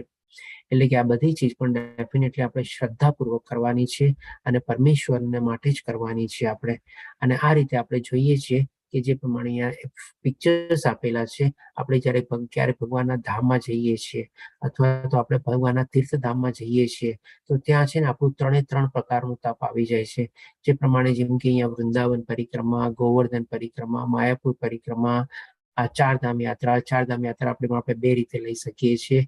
એક આપણે શું છે કે ઉત્તરમાં આપણે બદ્રીનાથ આવેલું છે, દક્ષિણમાં રામેશ્વરમ, પૂર્વમાં પશ્ચિમ અને પૂર્વમાં આપણે પુરી અને પશ્ચિમમાં આપણે દ્વારકા અને બેટ દ્વારકા. જેમ કે આપણે અક્ષય પ્રભુજી હમણાં જ રિસેન્ટલી આપણે દ્વારકા બેટ દ્વારકાની યાત્રા કરીને આવ્યા. તો આ બધી ચીજ આપણે આમાં 3 ટાઈપનું તપ આવી જાય છે. અને બીજી રીતે ચારધામ યાત્રા જે આપણે કહીએ છીએ કે ગંગોત્રી, જમનોત્રી, બદ્રીનાથ ને કેદારનાથ. તો હવે કેવી રીતે આમાં 3 ટાઈપનું તપ આવી જાય છે આપણે એ બી જાણીએ. જેમ કે સૌથી પહેલા આપણે શરીરનું તપ લઈએ. કોઈ બી આપણે ભગવાનના તીર્થધામમાં ને એવા તીર્થ સ્થળ ઉપર ગયા હોય ત્યાં સુધી આપણને બધી ટાઈપની સુખ સગવડ ન મળે. આપણને ઘણું ખરું આપણે થોડું ઘણું ચલાવી લેવું પડે. તો એ પણ આપણું શરીરનું તપ છે. આપણે પ્લસ પર્ટિક્યુલરલી જેમ કે અત્યારે ગોવર્ધન પરિક્રમા, જેમ કે ઉઘાડા પગે આપણે ગોવર્ધનની પરિક્રમા કરીએ તો એમાં પણ આપણે શરીરનું તપ છે. કારણ કે એમાં આપણને ખાડા ખબડાવાળા રસ્તા ઉપર ચાલવાનું હોય, કાંકરા પથ્થરવાળા બી હોય રસ્તા ઉપર. એમાંથી આપણે સરસ રીતે આપણે પોતાની પરિક્રમા કરવાની હોય. પછી હવે આપણે એમાં આવે છે મનનું તપ. એટલે કે માની લો આપણે ભગવાનના ધામમાં જઈએ, પેલા આપણે વાણીનું તપ લઈ લઈએ. જેમ કે આ રીતે માની લો કોઈ પરિક્રમા કરતા હોઈએ કે કંઈ કરતા હોય ને આખા આપણે ભક્તોના સંગાથમાં ચાલતા હોઈએ અને આપણે સરસ મજાનું કીર્તન ને બધું કરીને ચાલતા હોઈએ. એટલે કે આપણી વાણી જ ભગવાનનું નામ જ આપણા મોઢામાંથી નીકળતું હોય તો એ આપણું વાણીનું બી તપ થઈ ગયું આપણે. અને હવે આવી રીતે જયારે કોઈ ભગવાનના ધામમાં ગયા હોઈએ ત્યાં આપણે દર્શન કરીએ, આવી રીતે કોઈ પરિક્રમાનો લાભ લઈએ, કીર્તનનો લાભ લઈએ, ત્યાં કોઈ પઠન આપણે કોઈ વ્યાખ્યાન ચાલતા હોય એનો લાભ લઈએ, આપણે સાંભળીએ આપણે, તો એ બધું કરીને આપણને મનને કેટલી શાંતિ મળે. એટલે કે એક તીર્થધામમાં જવાથી થોડાક દિવસ, 2-4 દિવસ, અઠવાડિયું આપણે ત્યાં રહીએ તો આપણું શરીરનું તપ, વાણીનું તપ અને મનનું તપ બધું એમાં આવી જાય છે આપણે. ઇવન આપણા ઇસ્કોન દ્વારા પણ આ બધી અલગ અલગ યાત્રાઓ રેગ્યુલર ઇન્ટરવલમાં યોજાય છે. ગયા વર્ષે જેમ કે આ બધી વૃંદાવન, ગોવર્ધન પરિક્રમા અને બધું માયાપુર યાત્રા ને બધી યોજાયેલી હતી. તો જેવો જેને લાભ મળી શકે, જગન્નાથપુરીની બી યાત્રા યોજાયેલી હતી. તો જેનો આપણને લાભ મળી શકે આપણે એમાં જોડાઈ શકીએ છીએ. અને એ રીતે આપણે આપણું 3 ટાઈપનું તપ બી આપણે કરી શકીએ છીએ. પછી હવે ભગવાન શ્રી કૃષ્ણ આપણને કહેશે તમોગુણી અને રજોગુણી તપ. એટલે કે જે તપ દમપૂર્વક તથા સત્કાર, સન્માન તેમજ પૂજા પામવા માટે કરવામાં આવે છે તે રાશિ રજોગુણી છે. તે ચંચળ તથા અશાશ્વત હોય છે.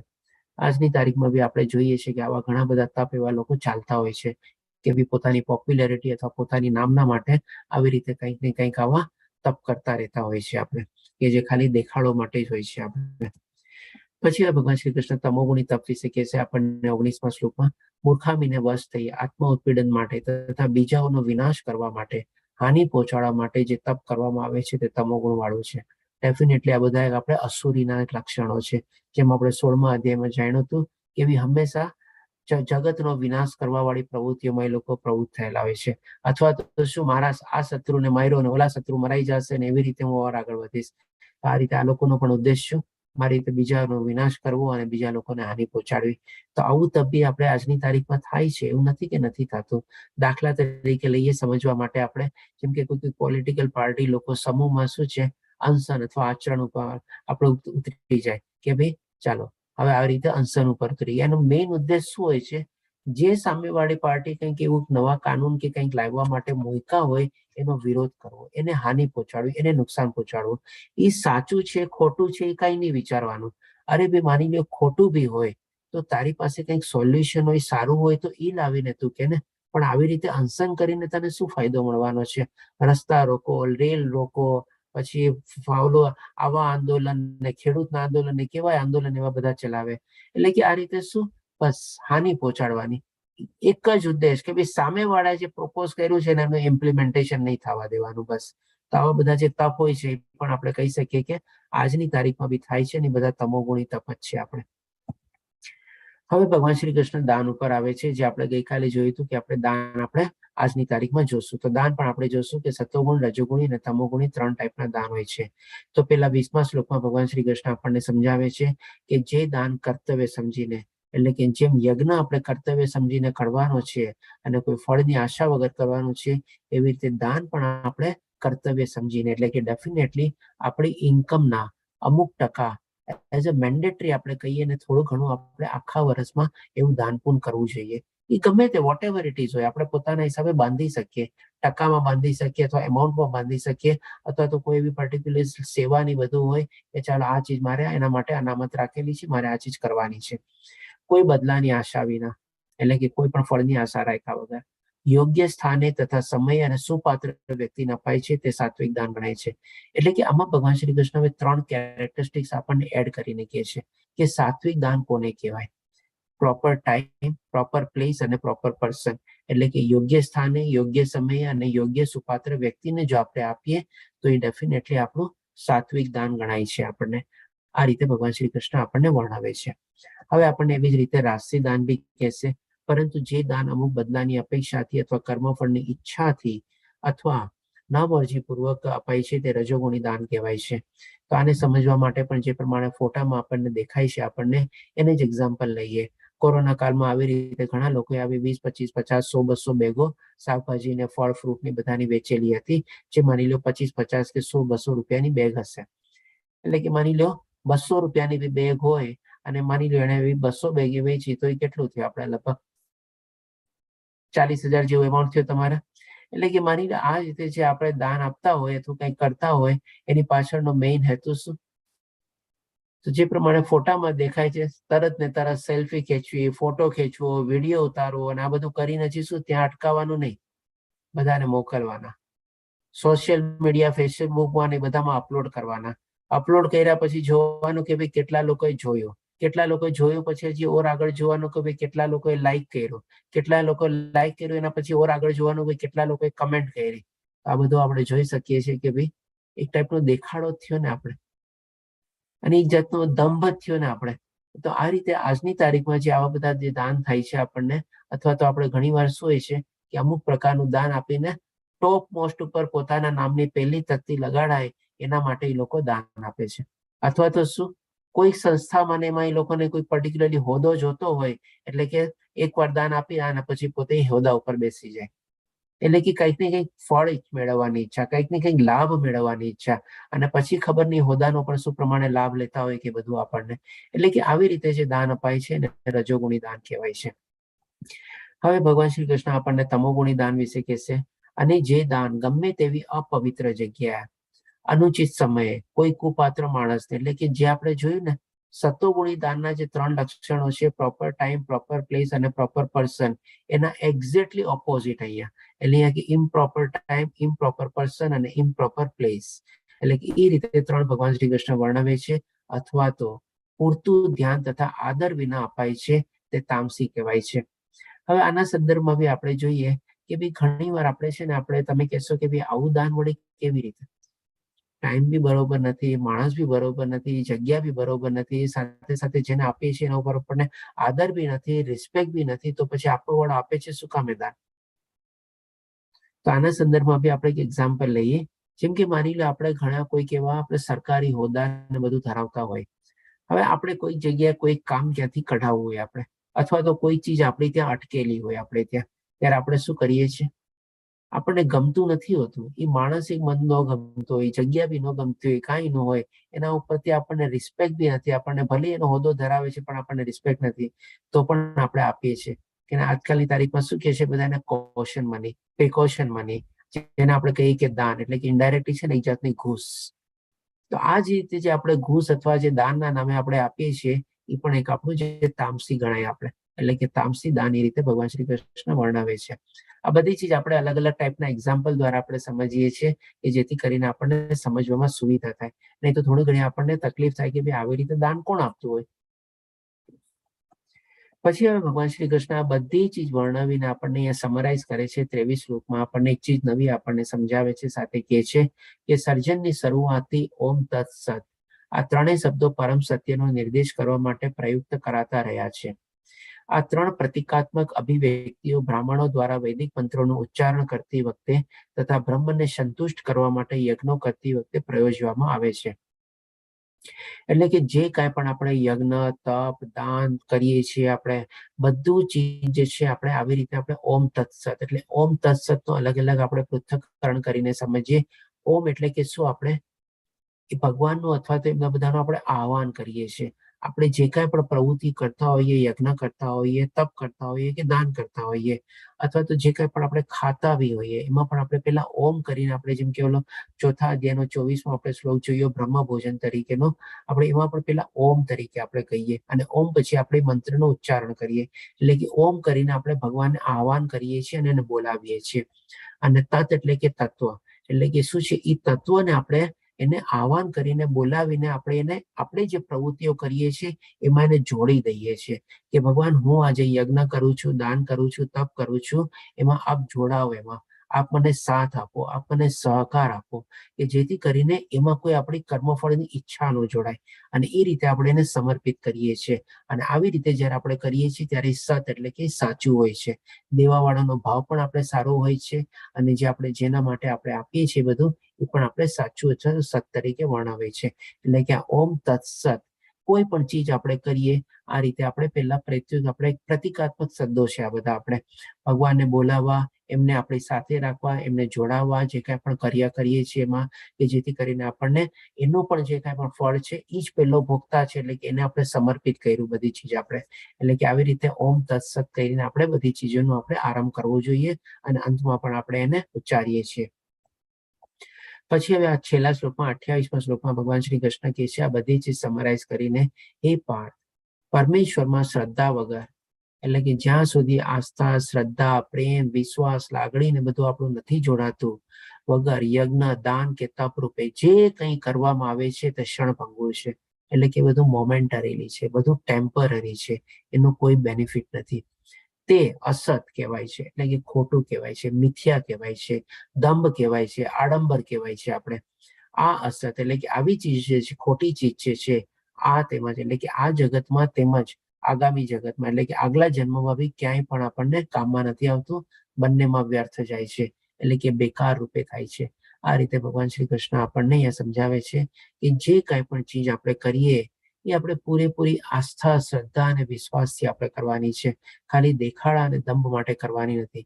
ઘણીવાર હોઈ શકે આપણને લાભ માટે આપણે ન કરતા હોઈએ, પણ ક્યારેક ક્યારેક જે દેખાડો અને જે દંભ બી એમાં જોડાઈ જતા હોય તો એ પણ ખોટું છે.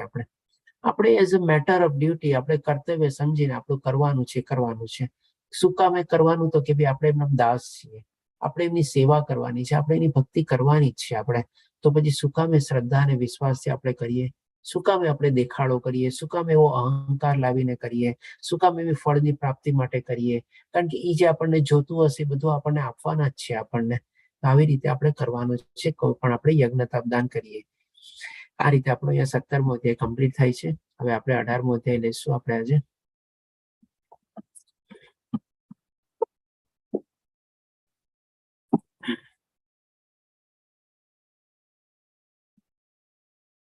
એક સેકન્ડ.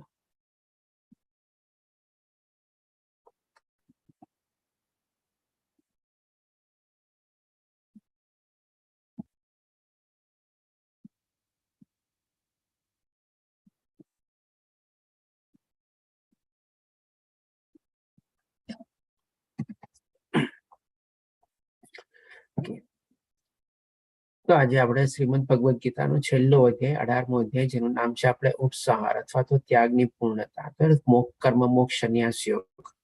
આ રીતે આપણે 18મો અધ્યાય આજે કમ્પ્લીટ કરશું કે જેથી કરીને આપણે આ 29મો બેચ જે છે આપણે મનીષા દાસ પ્રભુજીના આયોજન અને માર્ગદર્શન હેઠળ આપણે જે ઓનલાઈન ભગવદ ગીતાનો યજ્ઞ શરૂ કર્યો તો આપણે એ આજે આપણે સંપન્ન કરશું. તો હવે આ અધ્યાય અર્જુનના એક પ્રશ્ન દ્વારા ઉભો થાય છે. તો અર્જુને કહ્યું, હે માબાઓ, હું સંન્યાસ અથવા તો ત્યાગ નો ઉદ્દેશ જાણવા ઈચ્છું છું. એટલે કે કોઈ માણસ સુકામે ત્યાગ કરે બધી ચીજ, સુકામે સંન્યાસ લે. ત્યાગ કરવાનો મતલબ શું? તો કે ભાઈ આ ભૌતિક દુનિયાના મોહ માયાના આકર્ષણમાંથી પોતાના ઉપર સંયમ મેળવીને બધી ચીજોનો ત્યાગ કરે અથવા તો સંન્યાસ લે. એનો ઉદ્દેશ એટલે કે સુકામે લે, એનો ગોલ, એનો પર્પઝ, એનો મોટિવ.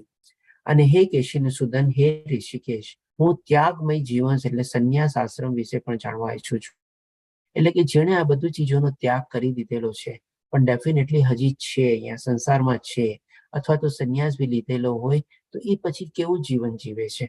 કારણ કે બધી ચીજો છોડી દીધેલી હોય પછી એનું જીવન જીવવાની શૈલી કેવી હોય, એટલે કે એની જીવન જીવવાની પ્રણાલિકા કેવી હોય એ વિશે પોતે જાણવા માંગે છે. એટલે કે અહીંયા આપણે જોઈ શકીએ કે અર્જુનની બે ઈચ્છા હતી. સૌપ્રથમ તો કોઈ માણસ સુકામે ત્યાગ કરે અથવા તો સંન્યાસ લે, અને માની લો ત્યાગ કરી બી દીધો અને સંન્યાસ લઈ બી લીધો, તો પછી હવે એની જીવવાની પ્રણાલિકા કેવી છે? તો આના વિશે હવે ભગવાન શ્રી કૃષ્ણ આપણને સમજાવે છે. આ અધ્યાય જે છે આપણે કહી શકીએ કે ભગવાન શ્રી કૃષ્ણ અર્જુનને આ બે ચીજ સમજાવવા માટે છે ને અત્યાર સુધી જે ભગવાન શ્રી કૃષ્ણ બીજા અધ્યાયથી લઈને 17મા અધ્યાય સુધી જે બધું જ્ઞાન આપ્યું ને એ બધું આપણને છે ને એક સમરાઇઝ રૂપે આપણને સમજાવે છે અને એક સરસ મજાની આખી યાત્રા તરીકે આપણને સમજાવે છે. જેમ કે માની લો આપણે એક ફ્લાઇટની જર્ની હોય, આપણે ફ્લાઇટની જર્ની આપણે શરૂ કરીએ તો સૌથી પહેલા શું છે, ફ્લાઇટ રનવે ઉપર દોડે. તો એવી જ રીતે ભગવાન શ્રી કૃષ્ણ સૌથી પહેલા આપણને છે ને કર્મનું જ્ઞાન આપશે. કારણ કે આપણે સંન્યાસ લેવાનો મતલબ એમ નથી કે બધા કર્મો છોડી દેવાનો. તો એ ચીજ ભગવાન શ્રી કૃષ્ણ આપણને પહેલા સમજાવે છે કે કેવા ભાવથી આપણે કર્મ કરવાના.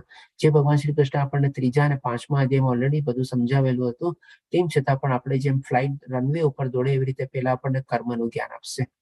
પછી જયારે ફ્લાઇટ ટેક ઓફ થાય અને સારી એવી હાઇટ ગેઇન કરે ત્યારે ભગવાન શ્રી કૃષ્ણ આપણને જ્ઞાન વિશે આપણને સમજાવશે કે ભાઈ કેવું આપણે જ્ઞાન કેળવવું જોઈએ. અને પછી માની લો ફ્લાઇટે સારી મજાની આપણે હાઇટ ગેઇન કરી લીધી હોય અને એકદમ ક્રુઇઝિંગ સ્પીડમાં ચાલતું હોય, આપણને સીટ બેલ્ટની સિગ્નલ ઓફ કરવા દીધેલી, એલાઉ કરવા દઈએ, ફૂડ ને બધું સર્વ થાય, ટોયલેટ ને બધું ઓપન થઈ જાય, એટલે કે આપણે કેવું સરસ મજાનું ફ્લાઇટ માની લો 800, 900, 1000 કિલોમીટરની સ્પીડે બી ચાલતું હોય તો અંદર બેઠેલા પેસેન્જરને કાંઈ ખબર નથી પડતી હોતી. ત્યારે જઈને પછી ભગવાન શ્રી કૃષ્ણ ભક્તિનું જ્ઞાન આપે છે. અને એ રીતે પછી આપણે ભગવાન શ્રી કૃષ્ણ એ જ ફ્લાઇટ જર્નીમાં આપણને પોતાના ધામ સુધી પહોંચાડી દે છે આ જ અધ્યાયમાં. એટલે કે આ અધ્યાયમાં ભગવાન શ્રી કૃષ્ણ બધી ચીજોને સમરાઇઝ કરીને આપણને કહે છે બધું.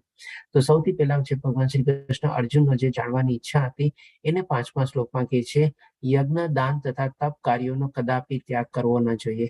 એટલે કે ડેફિનેટલી આ 3 ચીજ આપણે હમણાં 17મા અધ્યાયમાં સમજ્યા કે યજ્ઞ, દાન અને તપ કેવી રીતે આપણે કરવા જોઈએ, સત્વગુણ ભાવમાં કરવા જોઈએ અને એનો ક્યારેય ત્યાગ ન કરવો જોઈએ, પણ તે અવશ્ય કરવા જોઈએ. ખરેખર યજ્ઞ, દાન તથા તપ મહાત્માઓને પણ શુદ્ધ કરે છે. એટલે કે જે મોટા મોટા મહાત્માઓને, જે ઋષિ મુનિઓ જે થઈ ગયા એ લોકોએ પણ જે સંન્યાસ લીધેલો હતો એમાં આ 3 ચીજોનું ક્યારેય પોતે છોડી નથી. આ 3 ચીજો તો ડેફિનેટલી પોતાના સંન્યાસમાં પણ એમાં એક પાર્ટ તરીકે હતું. હોઈ શકે ત્યારે યજ્ઞની પ્રણાલિકા અલગ હશે, દાન કરવાની પ્રણાલિકા બી અલગ હશે, તપ કરવાની પ્રણાલિકા અલગ હશે, પણ ડેફિનેટલી એ લોકોએ પણ એને ક્યારેય ત્યાગી નહોતી અને એ રીતે પોતાનું નિત્ય કર્મ કરતા હતા. અને એ રીતે કરીને જ એ લોકોએ પણ મહાત્માઓએ પણ શુદ્ધતા પ્રાપ્ત કરેલી અથવા તો પરમ સિદ્ધિ પ્રાપ્ત કરેલી હતી. હવે ભગવાન શ્રી કૃષ્ણ 6ઠા શ્લોકમાં આપણને કહે છે કે આ બધા કાર્યો એટલે કે યજ્ઞ, તપ અને દાન કોઈ પણ પ્રકારની આસક્તિ કે ફળની આશા રાખ્યા વગર કરવા જોઈએ. એટલે કે આ 3 ચીજ આપણે ક્યારેય છોડવાની તો નથી, કઈ જ રાખવાની છે થ્રુ આઉટ ધ લાઈફ. અને એ પણ કેવી રીતે કરવાની છે? તો કે ફળની આશા રાખ્યા વગર. હે પ્રતાપુત્ર, આ કાર્યો કર્તવ્ય સમજીને જ કરવા જોઈએ, એટલે કે as a matter of duty આપણે કરવા જ જોઈએ. આ જ મારો અંતિમ મત છે. એટલે કે ભગવાન શ્રી કૃષ્ણનો એકદમ ફાઇનલ વર્ડિક, જેમ આપણે સુપ્રીમ કોર્ટનું ડિસિઝન હોય એવી રીતે ભગવાન શ્રી કૃષ્ણ પોતાનો અંતિમ મત જણાવી દે છે કે આજીવન યજ્ઞ, તપ અને દાન ક્યારેય છોડવાના નથી, અને કર્મફળની આશા રાખ્યા વગર પોતાનું કર્તવ્ય સમજીને કરતું જવાનું છે આપણે. હવે ભગવાન શ્રી કૃષ્ણ આપણને 13મા શ્લોકમાં કહે છે કે હે માવાઓ, એટલે કે હવે જેમ કીધું ને આપણે, ભગવાન શ્રી કૃષ્ણ આપણને સરસ મજાની ફ્લાઇટ જર્ની કરાવે છે. એટલે હવે કર્મ કેવી રીતે કરવાના એ બધી ચીજ આપણને સૂચવે છે, જે ઓલરેડી આપણને 3જા અને 5મા અધ્યાયમાં આપણને સમજાવ્યું છે. પણ એમાં જો હજી કાંઈ છૂટી ગયું હશે ને, તો એ પણ ભગવાન શ્રી કૃષ્ણ 18મા અધ્યાયમાં આપણને કમ્પ્લીટ કરે છે. એટલે કે કર્મ વિશે હવે ભગવાન શ્રી કૃષ્ણ આપણને જ્ઞાન આપવાનું શરૂ કરે છે કે કેવી રીતે આપણે કર્મ કરીએ છીએ અને કેવી રીતે આપણે કેવી ભાવનાથી કર્મ કરવા જોઈએ. તો 13મા શ્લોકમાં કહે છે કે હે મહાબાહો અર્જુન, વેદાંત અનુસાર સર્વ કર્મની સિદ્ધિ માટે 5 કારણ હોય છે. એટલે કે કોઈ પણ કર્મોની સિદ્ધિ માટે, એટલે કે કોઈ પણ કાર્ય જે છે એ સફળ થવા માટે, એને સક્સેસ પામવા માટે, એની સફળતા પ્રાપ્ત કરવા માટે 5 કારણ હોય છે. હવે તું મારી પાસેથી તે વિશે સાંભળ. તો 14મા શ્લોકમાં ભગવાન શ્રી કૃષ્ણ 5 કારણો બતાવે છે કે જેથી કરીને કોઈ પણ કાર્ય સંપન્ન થઈ શકે અથવા સફળતા રીતે પાર થઈ શકે. કર્મનું સ્થાન શરીર, કર્તા, વિભિન્ન ઇન્દ્રિયો, અનેક પ્રકારના પ્રયાસો અને અંતે પરમાત્મા. આ 5 કર્મના કારણ છે. તો આપણે આ જે ચીજ સમજવા માટે ભગવાન શ્રી કૃષ્ણ જે કીધું એ આપણે એક લાઈવ એક્ઝામ્પલ જ લઈ લઈએ. જેમ કે માની લો અત્યારે આપણે ઓનલાઈન ક્લાસ આપણે ભગવદ્ ગીતાનો લઈ રહ્યા છીએ આપણે. તો અહીંયા શું છે? કર્મનું સ્થાન, એટલે કે આપણા બધાના શરીરો એમાં ઇન્વોલ્વ થયેલા છે. આપણે બધા એક એક સ્થાનમાં બેઠેલા છીએ. બધા પોતપોતાની જગ્યાએ બેઠેલા છે. કોઈ ટેબલ ખુરશી ઉપર બેઠા હશે, કોઈક નીચે સરસ મજાનું આસન બનાવીને બેઠા હશે અને એવી રીતે સાંભળતા હશે. એટલે કે એવું નથી કે આપણે બધા હવામાં છીએ. ભલે આ ઓનલાઈન ક્લાસ છે, ભલે 1 to 1 ક્લાસ નથી આપણે, કે જે એક સભા ભરાણી હોય અને એમાં બધા ઊંચું સ્થાન હોય, એમાં એક પ્રવક્તા હોય અને બાકી બધા શ્રોતાઓ નીચે બેસીને સાંભળતા, એવું નથી. આ ઓનલાઈન છે, પણ ઓનલાઈનમાં પણ આપણે બધા પોતપોતાના સ્થાનમાં બેઠેલા છીએ. આપણે કોઈ હવામાં નથી આપણે. એટલે કે કર્મનું સ્થાન અથવા શરીર. પછી કર્તા. કર્તા શું? તો કે આપણે બંને કર્તા છીએ. આજે હું આપણે ક્લાસ લઉં છું તો આપણે હું પણ કર્તા થયું, અને આપ બી એવી રીતે ક્લાસ એટેન્ડ કરો છો અને ક્લાસ સાંભળો છો તો આપ બી એમાં કર્તા થઈ ગયા. પછી શું? વિભિન્ન ઇન્દ્રિયો. હવે જેમ કે હું ક્લાસ લઉં છું તો મારે બોલવું પડે છે, મારી સામે મારે સ્ક્રોલ ડાઉન બધું કરવું પડે, સ્લાઇડની બધી ચેન્જ કરવા માટે, સ્લાઇડની સામે હું જોઈને વાંચીને પછી પ્રમાણે પાછું સમજાવવું. તો આ બધી મારે આંખોની ઇન્દ્રિયો થઈ, બોલવાની ઇન્દ્રિય થઈ, પ્લસ મારા હાથના થોડા ઘણા જેસ્ચર્સ થયા હોય, બોડી મુવમેન્ટ હોય, આવી રીતે બધું, એ બધી મારી ઇન્દ્રિયો, એટલે કર્મેન્દ્રિયો અને જ્ઞાનેન્દ્રિયોનો મેં ઉપયોગ કર્યો. તેવી રીતે આપે પણ એ જ રીતે ઉપયોગ કરવો પડે. આપ ડેફિનેટલી સાંભળો છો, એટલે કે કાનથી સાંભળો છો. આપ બી થોડું ઘણું ટેસ્ટિંગ બધું એડજસ્ટ કરતા હો, વોલ્યુમ એડજસ્ટ કરો, મ્યુટ કરો, અનમ્યુટ કરો, આ બધું ચીજ કરો, ચેટ બોક્સમાં વાંચો. તો આપણે ડેફિનેટલી આપણી બી કર્મેન્દ્રિયો અને જ્ઞાનેન્દ્રિયો એમાં ઇન્વોલ્વ થાય છે. અને અનેક પ્રકારના પ્રયાસો, એટલે કે પ્રયાસો એટલે કે શું? કે એફર્ટ. હવે જેમ કે હું આજે લેપટોપ ખોલીને બેસી જાઉં અને સ્ક્રીન શેરિંગ ને બધું કરી લઉં, અને હું કઈ બોલું નહીં ને ચૂપચાપ કરું, તો શું ક્લાસ કન્ડક્ટ થઈ જાય? મારે કંઈક એફર્ટ તો આપવા પડે ને. મારે પોતાને વાંચવું પડે, મારે પોતાને બોલવું પડે, મારે પોતાને સમજાવવું પડે. તો એવી જ રીતે આપણા તરફ બી તો એફર્ટ આવે ને. આપ બી ખાલી બેસીને કામ થઈ ગયું, આપે તો બી શું ધ્યાન આપવું પડે, કન્સન્ટ્રેટ કરવું પડે, ફોકસ કરવું પડે. જે હું સમજાવું શબ્દો એ પ્રમાણે આપ પોતે અંદર ગ્રહણ કરો, આ પોતાની સમજ શક્તિ પ્રમાણે એને સમજવાની કોશિશ કરો. તો આ બધા આપણા તરફથી બી બધા એફર્ટ થઈ ગયા અથવા પ્રયાસો થઈ ગયા. અને અંતે પરમાત્મા, એટલે કે આ બધી ચીજ જે છે, જ્યાં સુધી એમનો સંયોગ ન થાય, જેમ 13મા ક્ષેત્રમાં આપણે સમજ્યા આપણે કાર્ય ક્ષેત્ર અને ક્ષેત્રજ્ઞનો સંયોગ દ્વારા જ આપણે બધા કાર્ય પૂર્ણ થાય છે. એટલે કે એ સંયોગ ક્ષેત્રજ્ઞ એટલે કે શું? આત્માનો સંયોગ, પરમાત્માનો સંયોગ. કારણ કે ક્ષેત્રજ્ઞમાં આપણે જાણી ગયા હતા કે આ બધા ક્ષેત્રજ્ઞ કરતા એક સર્વોપરી ક્ષેત્રજ્ઞ છે, જે બધા શરીર અને ક્ષેત્રજ્ઞને જાણે છે. એટલે કે પરમાત્માનો જ્યાં સુધી સંયોગ ન થાય, એની આપણને અનુભૂતિ ન મળે, એની આપણે પરવાનગી ન મળે, ત્યાં સુધી આપણે ગમે તેટલું એફર્ટ કરીને કરીએ પણ એ નો જ થાય. આજે જેમ કે માની લો એક્ઝામ્પલ લઈએ, આપણે આ બધું ચીજ, બધું સેટઅપ ને બધું સરસ રીતે કરી લીધું, અચાનક માની લો લાઈટ વહી ગઈ, થાય આપણે કન્ડક્ટ ન થાય. માની લો મોબાઈલમાં બી ચાર્જ, બેટરી ડાઉન થઈ ગઈ, લાઈટ નથી, અથવા તો નેટ જ નથી ચાલુ, તો ન થઈ શકે ને. એટલે કે જ્યાં સુધી એમની પરવાનગી, અનુમતિ ને સંયોગ ન થાય ત્યાં સુધી આપણે ગમે તેટલું કરીને કરીએ પણ એ કાર્ય પાર પડે જ નહીં, એ કાર્ય સિદ્ધ થાય જ નહીં. કારણ કે અહીંયા ભગવાન શ્રી કૃષ્ણે શું કીધું? સર્વ કર્મોની સિદ્ધિ માટે. સિદ્ધિ એટલે કે શું? સફળતા, પૂર્ણતા માટે. એટલે કે એ ડેફિનેટલી આપણને જોવે જ આ ચીજ. હવે આ ચીજ આપણે જે પ્રમાણે આ ફોટો આપેલો છે એના દ્વારા બી આપણે સમજી લઈએ. માની લો કોઈ કંઈક બહુ મોટી ફેક્ટરી ને બધું નાખવી હોય, એટલે કે આખી જમીન લઈ લીધી, સ્થાન લઈ લીધું. હવે એવી રીતે કરતા એટલે કે બધા લેબર ફોર્સ આવી ગયા, એન્જિનિયર આવી ગયા, આર્કિટેક્ટ આવી ગયા, બધું આવી ગયું. એ લોકો પણ પોતપોતાની અલગ અલગ ઇન્દ્રિયો એમાં કામ લગાડી, કોઈક મેપ બનાવે, કોઈક મજૂરી કરે, કોઈ કંઈ બી કરે. પછી અનેક પ્રકારના એફર્ટ એટલે કે લોકો પણ પ્રયાસો કરવાના છે, બધા કોઈને ફાળી વાત કરે, આ કરે, ફંડિંગ બધું કરે.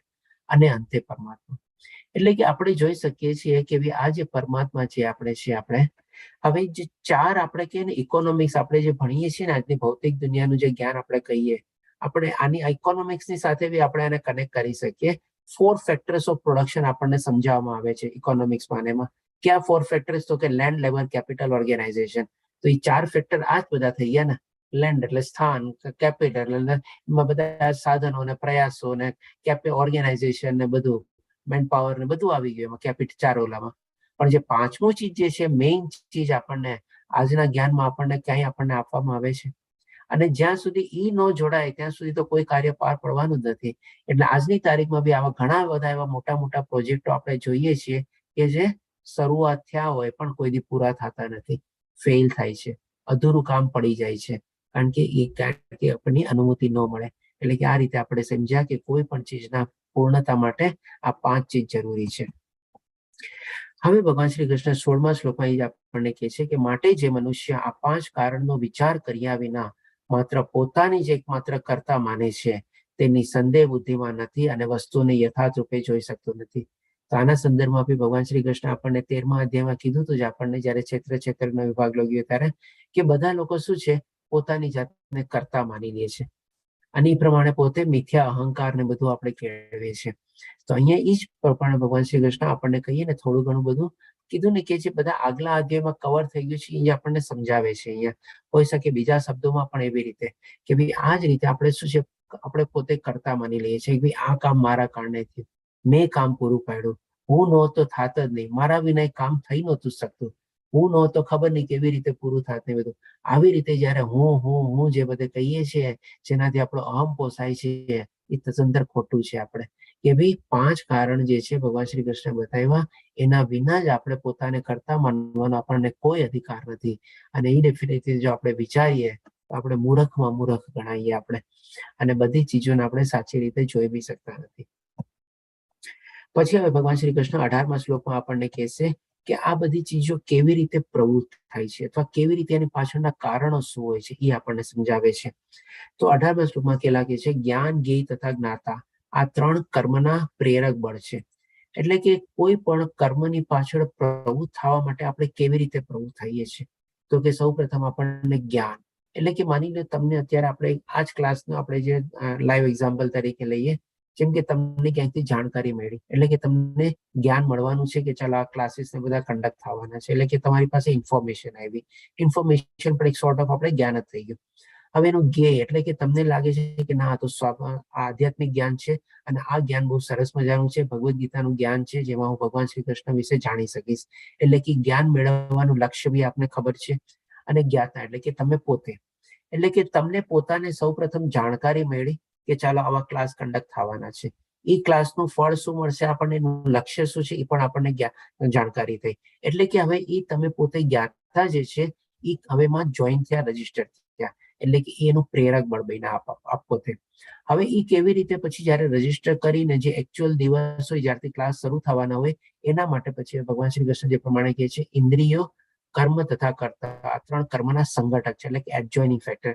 એટલે કે જે દિવસે બેચ શરૂ થવાનો છે એ દિવસે તમે સવારના પોરમાં લેપટોપ કે કોમ્પ્યુટર ખોલીને બેસી ગયા અને તમારી બધી અલગ અલગ ઇન્દ્રિયો તમે એમાં કામે લગાડી, કર્મ કર્યું, એટલે કે તમે બેઠા, સાંભળ્યું, ધ્યાન આપ્યું, ફોકસ કર્યું, કન્સન્ટ્રેટ કર્યું, તમારું કર્મ થઈ ગયું.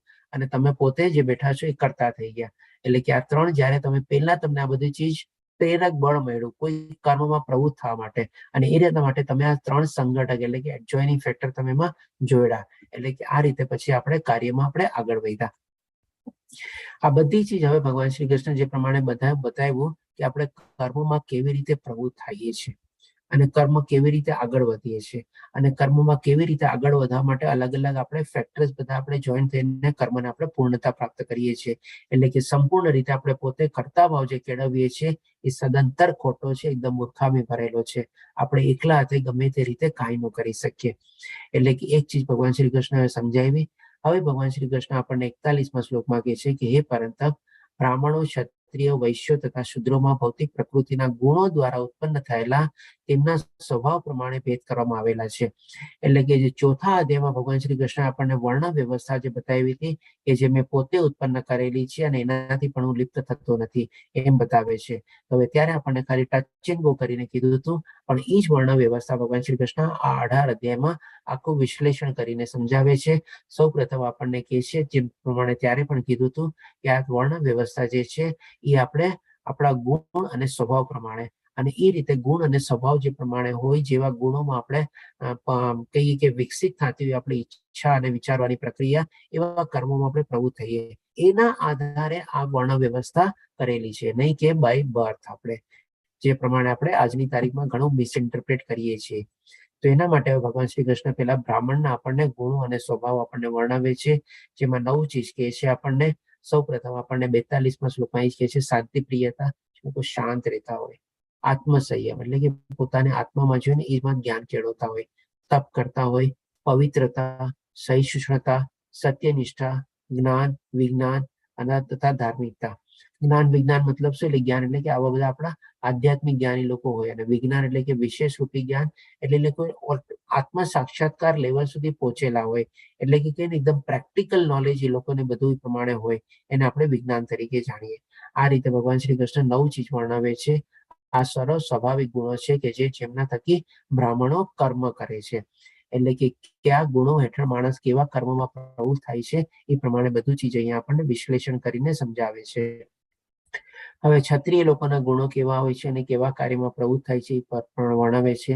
વીરતા, શક્તિ, સંકલ્પ, દક્ષતા એટલે કે સ્ટેબિલિટી, યુદ્ધમાં ધૈર્ય, ઉદારતા તથા નેતૃત્વ એટલે કે 7 ગુણો આ ક્ષત્રિયોના સ્વાભાવિક ગુણો છે.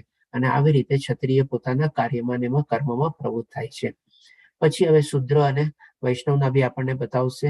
તો 44 શ્લોકમાં કહે છે કે ખેતી, ગૌરક્ષા અને વેપાર વૈશ્યોના સ્વાભાવિક કર્મ છે. એટલે કે ત્યારના ટાઈમમાં શું લોકો ખેતી કરતા, ગૌરક્ષા એટલે કે શું, ગાયોની બધાની સંભાળ લેતા, અને ગૌરક્ષાનો બીજો મિનિંગ આપણે ઇન્દ્રિયોની બી રક્ષા થાય છે. એ આપણે થોડુંક આપણે અલગ રીતે પાછું સમજવું બી. અને વેપાર વૈશ્યોના એટલે કે વેપાર એટલે કે એ લોકો આદાન પ્રદાન કરતા, પોતે ખેતી જે કરતા, અનાજને પકવતા એ પ્રમાણે, અથવા જે ગાયોની રક્ષા કરતા એમાંથી જે દૂધ ને બધું નીકળતું એ બધાનું આદાન પ્રદાન કરતા. બીજાને એ ચીજ દઈ અને એની અગેન્સ્ટમાં પોતાની જે બીજી ચીજ જોતી હોય એટલે કે વિનિમય એ લોકો કરતા. હવે આજની તારીખમાં આપણે શું છે કે આને આપણે સમજી લઈએ કે તમે કહેશો કે આજની તારીખમાં વૈશ્ય લોકો કેવી રીતે કામ કરે. તો આજની તારીખમાં આપણે શું છે, ખેતી એટલે કે આપણા શરીરને આપણે જાણી ગયા છે, આપણું ક્ષેત્ર છે. આપણે 13મા અધ્યાયમાં આપણે જાણ્યા ક્ષેત્રના વિભાગીઓ, અને આની અંદર જ આપણે ખેતી કરવાની છે. શેની ખેતી કરવાની છે? તો કે સારા ગુણોની અથવા દિવ્ય ગુણોની. જે આપણે 16મા અધ્યાયમાં જાણ્યા હતા કે 26 ગુણો જે ભગવાન શ્રી કૃષ્ણ બતાવે છે, અને જે અસુરી ગુણો છે કાઢવાના છે આપણે. કારણ કે ખેતીમાં બી શું હોય છે, આપણે ખેતી કર્યા પહેલા આપણે જમીનને ખેડીએ, એને આપણે ફળદ્રુપ બનાવીએ, એમાંથી જે કંઈ પણ આપણે ખરાબ ચીજો એ બધી કાઢીએ. એવી જ રીતે આપણા શરીરને પણ આપણે દિવ્ય ગુણને પરવવા માટે આપણે ખરાબ ગુણો, અસુરી ગુણોને કાઢવાના છે. અને ગૌરક્ષા એટલે કે ઇન્દ્રિયોની રક્ષા, આપણા ઇન્દ્રિયો ઉપર આપણે સંયમ કેળવવાનો છે. સંયમ શેના માટે કેળવવાનો છે? તો કે ભૌતિક દુનિયાના મોહ માયાના આકર્ષણ ઉપર આપણે સંયમ કેળવવાનો છે. અને વેપાર વૈશ્યોના એટલે કે વેપાર, હવે અહીંયા આપણે શેનું કરવાનું છે? સાત્વિક ગુણો અને અસુરી ગુણો એટલે કે રજોગુણ અને તમોગુણ વર્સેસ આપણે સાત્વિક ગુણો. સાત્વિક ગુણોને આપણે વધારવાના છે અને રજોગુણ અને તમોગુણને આપણે ઓછા કરવાના છે. આપણે આ રીતે આપણે આપણા શરીરની અંદર આ રીતે બધા ચીજોનો વેપાર કરવાનો છે. તો આ થઈ ગયા આપણા આજની તારીખમાં આપણા વૈશ્યોના ગુણો. અને શ્રમ તથા બીજાઓની સેવા કરવી એ શૂદ્રોના ગુણો છે, કર્મ છે.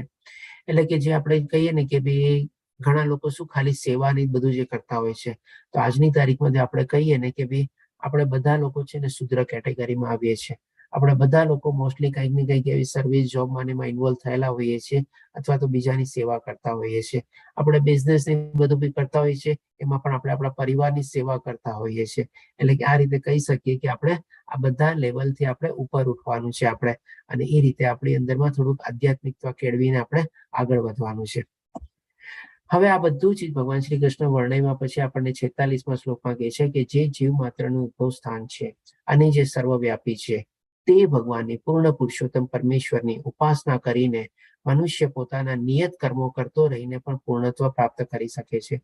એટલે કે માણસ ગમે તે લેવલમાં હોય પણ ત્યાંથી ભગવાન સુધી પહોંચવા માટે એવું નથી કે બધા રસ્તા બહુ લાંબા છે અથવા આપણને બહુ કઠિન છે આપણને, અથવા તો પોસિબલ જ નથી. ગમે તે લેવલમાં હોય, ગમે તે ગુણોમાં હોય, ગમે તે વર્ણાશ્રમમાં હોય, પણ જો એવી રીતે ભગવાનની ઉપાસના કરે અને ભગવાનની ભક્તિ કરે અને સેવા કરે તો એ પોતાના કાર્યમાં પ્રવૃત્ત થઈને પણ એ ભગવાનને પ્રાપ્ત કરી શકે છે. એટલે એ રીતે કહે છે કે મનુષ્ય પોતાના નિયત કર્મો, ભલે પછી બ્રાહ્મણ હોય, ક્ષત્રિય હોય, વૈશ્ય હોય કે શુદ્ર હોય, પોતાનું નિયત કર્મ કરતા કરતા બી ભગવાનની ઉપાસના અને સાધના અને ભક્તિ કરીને પૂર્ણત્વ, એટલે કે શું પૂર્ણત્વ, એટલે ભગવાનની પ્રાપ્ત કરી શકે છે અથવા ભગવાનને મેળવી શકે છે. એવું નથી કે બ્રાહ્મણ માટે ભગવાન મેળવવા બહુ ઈઝી છે, શુદ્ર માટે આપણે ભગવાન મેળવવા પોસિબલ જ નથી, એવું નથી. બધા પોતપોતાના કામ પ્રમાણે કરી અને ભગવાનની ઉપાસના કરીને ભગવાનને પ્રાપ્ત કરી શકે છે. ભગવાનના દરવાજા બધા માટે ખુલેલા છે અને બધા માટે એક જ રસ્તા છે, આપણે કહી શકીએ. એમની સેવા અને ભક્તિ દ્વારા આપણે પ્રાપ્ત કરી શકીએ છીએ. એટલે આ બધી ચીજ સમજ્યા પછી હવે 47મા શ્લોકમાં ભગવાન શ્રી કૃષ્ણ કહે છે કે અન્ય કોઈના સ્વધર્મ રૂપ કર્મને સ્વીકારીને. હવે આ ભગવાન શ્રી કૃષ્ણ શું કામે કહે છે? કારણ કે ઓલરેડી ભગવાને કીધું કે બધા પોતપોતાના લેવલમાં અથવા પોતપોતાના જે વર્ણમાં હોય એ કર્મ કરીને પણ આપણને ભગવાનની પ્રાપ્તિ કરી શકે છે. પણ આ જે શ્લોક દ્વારા ભગવાન શ્રી કૃષ્ણ આપણને જે કહેવા માંગે છે એ પર્ટિક્યુલરલી આજની તારીખમાં આપણે કહી શકીએ કે કળિયુગમાં બહુ જ સરસ રીતે રિલેવન્ટ છે આપણને. કારણ કે આ શ્લોકના આધારે આપણે શું છે, એક સરસ મજાનું આપણને માર્ગદર્શન મળે છે કે આપણા જે બધા નેક્સ્ટ જનરેશન જે છે એને આપણે કેવી રીતે આપણે કેળવી શકીએ. કારણ કે એ લોકોમાં અત્યારે શું છે, બહુ દેખાદેખી અને કોપી કેટ કરવાનું હોય છે કે ભાઈ ઓલો તો જો કેટલો આ ફિલ્ડ એને ચૂઝ કર્યું ને કેટલી બધી એને સિદ્ધિ પ્રાપ્ત કરી, કેટલું પૈસા કમાણો, કેટલી નામના મેળવી. અરે ભાઈ, એને જે સિદ્ધિ ને બધું નામના ને બધું મેળવ્યું એ ગુણ તારામાં છે કે નહીં પેલા જોતો સહી. ખાલી કોપી કરવાથી શું થઈ જવાનું છે? તો એ આપણને આ શ્લોકમાં 47મા શ્લોકમાં ભગવાન શ્રી કૃષ્ણ એ જ બહુ સરસ રીતે આપણને સમજાવે છે. 2 થી 3 ચીજને આપણે પૃથ્થકરણ કરીને આને સમજશું. પેલા કહે છે કે અન્ય કોઈના સ્વધર્મ કર્મને સ્વીકારીને તેને સારી રીતે કરવા કરતા પોતાના નિયત સ્વધર્મ કર્મને કરતા રહેવું વધારે સારું છે. એટલે કે એક દ્રષ્ટાંત લઈએ આપણે, જે પ્રમાણે આ પિક્ચર આપેલું છે. માની લો આ એક ઝાડ છે. હવે ઝાડ ઉપર અહીંયા એક માણસ કહે છે કે આ બધા પ્રાણીઓને, અલગ અલગ ટાઈપના પ્રાણીઓને ભેગા કરે છે અને કહે છે કે ઝાડ ઉપર ચડો. હવે એમાં પક્ષી બી આવી જાય, કાગડો, અને કે જેવું ઝાડ ઉપર ચડો કાગડો તો તરત ઉડીને ઝાડ ઉપર એકદમ ટોચમાં પહોંચી જાય. વાંદરો પણ ચાલો થોડી ઘણી પ્રયત્ન કરીને આસ્તે આસ્તે કરીને ડાળીઓ ઉપર કૂદકા મારીને પહોંચી ગયો. હવે બિચારા પેંગ્વિનની શું હાલત થવાની? એ તો બિચારું ટુબુક ચાલતું હોય, ઝાડ સુધી માંડ પહોંચી શકે, ત્યાં સુધી તો કાગડો અને વાંદરા બધા ક્યાં ક્યાં પહોંચી ગયા હોય. તો હવે એ જો એને કોપી કરવા જાય તો એ કરી શકવાનો છે? Definitely not. અને હાથી તો પગ જ નથી મૂકી શકવાનો ઝાડ ઉપર, કારણ કે એ બીજા કામ માટે સર્જાયેલો છે. એ હોઈ શકે આખા ઝાડને પડાવી દે અને એ એક ઝાડના અથવા જેના લાકડા હોય ને એક જગ્યાથી ઉપાડીને બીજી જગ્યાએ બી મૂકી આવે. બોલો, તો એટલો બધી શક્તિશાળી છે હાથી. પણ એને તમે ઝાડ ઉપર ચડવાનું કહો તો ક્યાંથી થઈ શકે? એટલે કે શું છે, કોઈએ કોઈની કોપી નથી કરવી. અને આ બિચારી માછલી, એ તો જેવી પાણીમાંથી બહાર નીકળે ને પોતે મરી જાય. ઝાડ સુધી પહોંચવાની જ વાત દૂર રહી આપણે, તો પછી ક્યાંથી થઈ શકે? એટલે કે આવી રીતે જે પ્રમાણે ભગવાન શ્રી કૃષ્ણ આપણને સમજાવે છે, કોઈની કોપી નથી કરવાની. એટલે કે શું છે, અહીંયા ચોખ્ખું શું કે છે કે પોતાના નિયત સ્વધર્મ કર્મને કરતા રહેવું વધારે સારું છે, નહીં કે બીજા કોઈના સ્વધર્મને સ્વીકારીને અને તેને સારી રીતે કરવા. એટલે કે ચાલ ને હું પણ કરી લઉં, હવે એને આટલી સક્સેસ મેળવી ને હું પણ એમાં પ્રવૃત્ત થાઉં. એટલે કે આ રીતે કરવાની એકદમ સદંતર ના પાડે છે. પોતાની જે લાયકાત હોય, પોતાના જે ગુણ હોય, પોતાનો જે સ્વભાવ હોય, પોતાની જે ટેલેન્ટ હોય, પોતાની જે કાબલિયત હોય, એને પોતે સ્ટીક રહેવું જોઈએ અને એ જ કરવું જોઈએ. જેનું જે કંઈક આપણે કે it is not cup of tea, પોતાનું આપણે ન હોય એને શું કામે બીજાનું આપણે કોપી કરવા જાવ.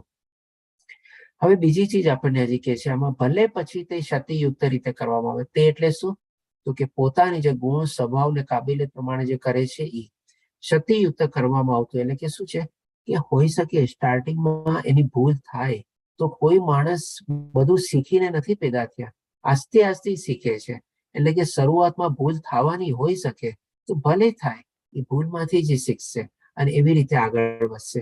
પણ એવી રીતે એને છોડી દેવું ન જોઈએ. એટલે કે ભલે સ્ટાર્ટિંગમાં ક્ષતિયુક્ત રીતે કરવામાં આવતું હોય તો પણ એને કન્ટિન્યુ રાખવાનું છે. અને હવે ત્રીજી ચીજ આપણને કહે છે, પોતાના સ્વભાવ પ્રમાણેનું નિર્દિષ્ટ કર્મ કદાપી પ્રાપ્તિ પ્રભાવિત થતું નથી.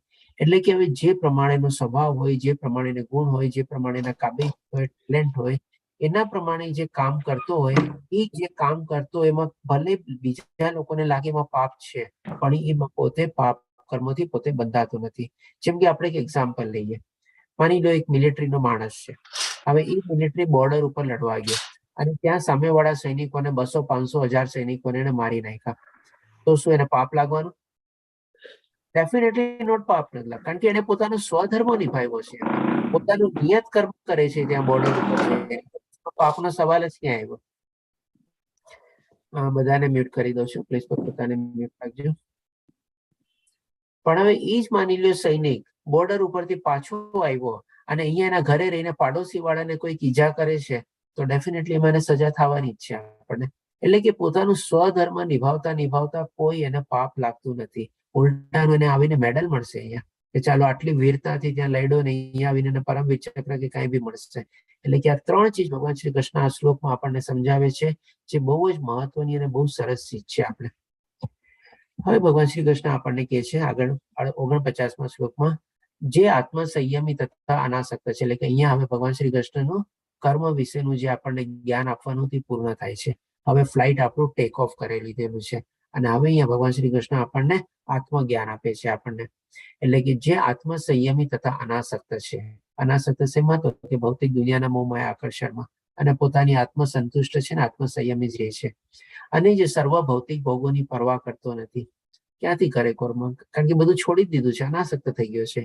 તે સંન્યાસના અભ્યાસ દ્વારા કર્મફળમાંથી મુક્તિની સર્વોચ્ચ સિદ્ધિ અવસ્થા પ્રાપ્ત કરે છે.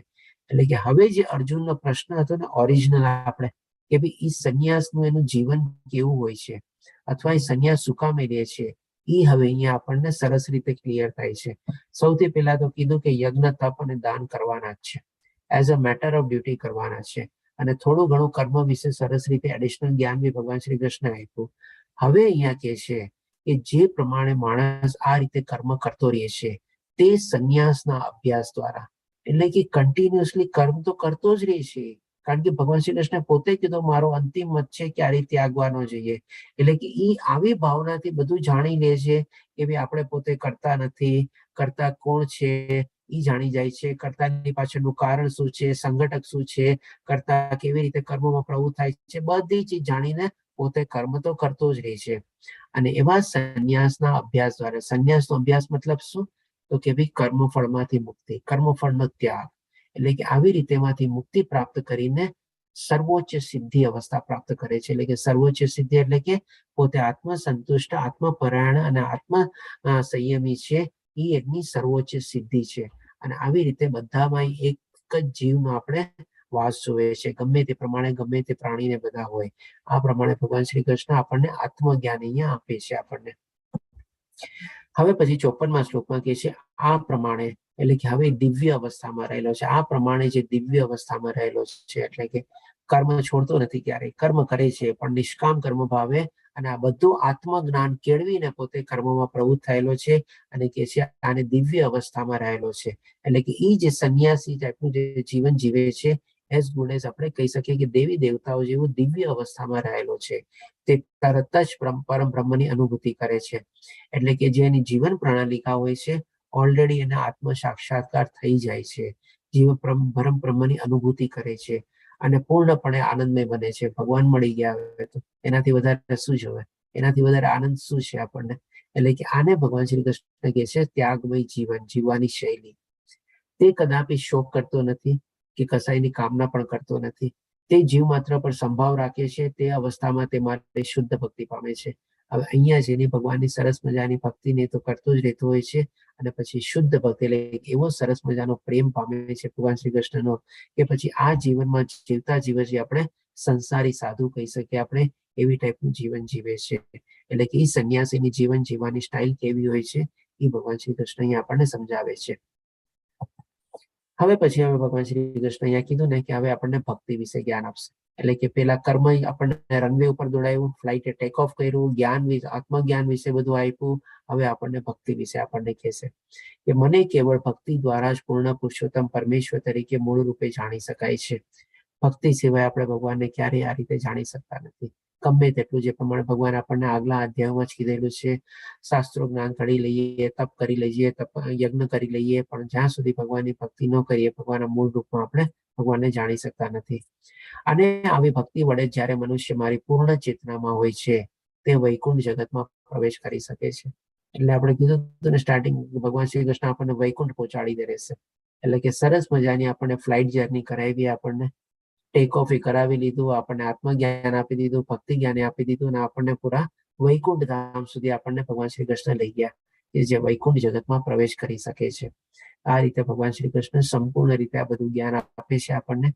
હવે ભગવાન શ્રી કૃષ્ણ આપણને કહેશે કે હવે માની લો આ બધી ચીજ સમજાવ્યા પછી હજી જે ન સમજે તો જો તું મારામાં ભાવના ભાવિત થઈશ તો તું મારી કૃપાથી બધા જીવનના સર્વ વિઘ્નોને ઓળંગી જઈશ. એટલે કે આવી રીતે જો ભગવાનની ભક્તિમાં સંલગ્ન થાશું આપણે, કોઈ પણ પ્રોબ્લેમ આવશે ને બધા પ્રોબ્લેમમાંથી આપણે ઉગરી જશું. કેટલું સરસ મજાનું ભગવાન શ્રી કૃષ્ણ આપણને સર્વ સમજાવે છે, સર્વ વિઘ્નોમાંથી તું ઓળંગી જઈશ. પરંતુ જો ન થયો તો, પરંતુ જો મિથ્યા અહંકાર વસ્તુ આવી ચેતના ભાવનામાં કાર્ય કરીશ નહીં અને મારી વાત સાંભળીશ નહીં તો તું નષ્ટ થઈ જઈશ. એટલે કે ગયો બસ. હવે નષ્ટ થઈને જશે ક્યાં? તો એ પણ ભગવાન શ્રી કૃષ્ણ સમજાવે છે હવે આગલા શ્લોકમાં આપણને. હે અર્જુન, પરમેશ્વરના પરમેશ્વર જીવ માત્રના હૃદયમાં વસે છે. એટલે કે આપણા હૃદયમાં એમનો વાસ છે, બધું ચીજ જાણે છે, બધું ચીજ જોવે છે. અને ભૌતિક શક્તિના બનેલા યંત્ર પર આરૂઢ થયેલા સર્વ જીવોને પોતાની માયાથી ભ્રમણ કરાવી રહ્યા છે. એટલે જે નષ્ટ થશે એનું શું? તો કે આ જ ભૌતિક દુનિયામાં ફરીને ફરીથી આપણે ચક્રડાની જેમ ગોઈમે રાખશે. આપણે સારા કર્મો કેવું કઈ કર્યું હશે તો કદાચ ઠીક છે, મનુષ્ય જીવન મળશે, નહીં તો નહીં હશે તો પછી નીચલી યોનિમાં એમાં જ જશે. એટલે કે એક ટાઈપનું મશીન દ્વારા ભગવાન શ્રી કૃષ્ણ આપણને કહે છે કે ભૌતિક શક્તિના બનેલા યંત્ર પર, એટલે એ જે યંત્ર છે એનું બનેલું છે તો કે આ ભૌતિક માયાનું આખું યંત્ર બનેલું છે. અને સર્વ જીવોને પોતાની માયાથી ભ્રમણ એટલે કે ગોળ ગોળ પોતે ફેરવે રાખે છે. આ ભ્રમણ જે છે ને આપણે પણ બે રીતે સમજી શકીએ. એક તો શું, જેમ આપણે ઓલો જાયન્ટ વ્હીલ હોય ને, ક્યાંક ઓલો મોટો મેળો હોય, આપણે જેને ફજર ફાળકો કે એવું કંઈ કહીએ, આપણે ઉપર જાય નીચે જાય એમ ગોળ ગોળ ફેરે રાખે, એવી રીતે ફરીને ફરીથી આપણે મૃત્યુ લોકમાં આવવાનું છે અને જન્મ મૃત્યુ જરા વ્યાધિની તકલીફમાં ભોગવવાની છે આપણે. અને બીજી હજી રીતે કેવી રીતે ભ્રમણ, તો કે માની લો ગ્રાઇન્ડર અથવા મિક્સી હોય ને, એની 3 બ્લેડ હોય આપણે, તો એ જે ત્રિગુણી માયા જે છે ને અહીંયા આવ્યા એટલે કે એની ત્રિગુણી માયામાં જ આપણે પીસાઈ રાખવાનું છે. ગ્રાઇન્ડરમાં મેઇન શું એનું ફંક્શન, જે કાંઈ પણ નાખીએ બધું પીસાઈ જાય. એટલે કે આપણે અહીંયા આવ્યા મૃત્યુ લોકમાં આવ્યા પછી ત્રિગુણી માયામાં આપણે કન્ટિન્યુઅસલી ચક્કીમાં પડી ગયા, એ પ્રમાણે આપણે ભ્રમણ કરી રાખવાનું છે અને ફસાવી રાખવાનું છે. કોણ? તો કે ભાઈ જે લોકો આવી રીતે ભગવાનની જ્ઞાન જે આપ્યું આપણને માનતા નથી, અથવા તો ભગવાનના પૂર્ણ ચેતનામાં ભાવના ભાવિત થતા નથી. પછી આ ભગવાન શ્રી કૃષ્ણ 63માં શ્લોકમાં કહે છે, આ પ્રમાણે મેં તને ગુહ્યત જ્ઞાન વિશે સમજૂતી આપી છે, આ વિશે પૂરું મનન કર અને પછી તારી જેવી ઈચ્છા હોય તેમ કર.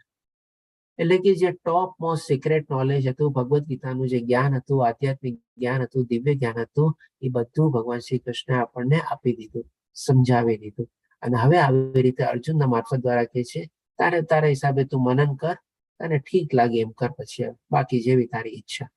તો આ પણ એક છે ને બહુ સરસ મજાના ગુરુની એક લક્ષણ છે, જે પોતે જ્ઞાન આપવું એ સંપૂર્ણ રીતે આપી દેવાનું, કોઈ જાતનો ફોર્સ નહીં, કોઈ જાતનું બાઇન્ડિંગ નહીં કે તારે આમ કરવું જ પડશે મેં તને કીધું એટલે, એની ઈચ્છા ઉપર છોડી દેવાનું બસ.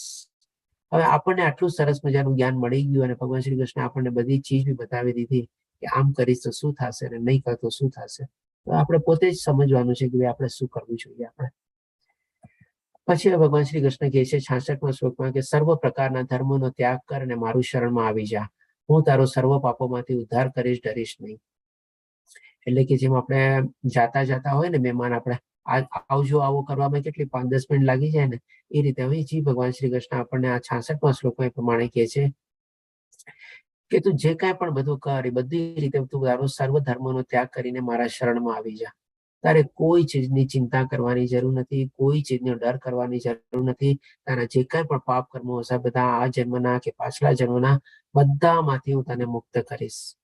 સંપૂર્ણ શ્રદ્ધા, પૂરેપૂરી પ્રેમ અને આસ્થા અને વિશ્વાસથી જો આપણે ભગવાનની આવી શરણાગતિ લઈએ તો ભગવાન શ્રી કૃષ્ણ આપણો ઉદ્ધાર કરવા રેડી જ છે.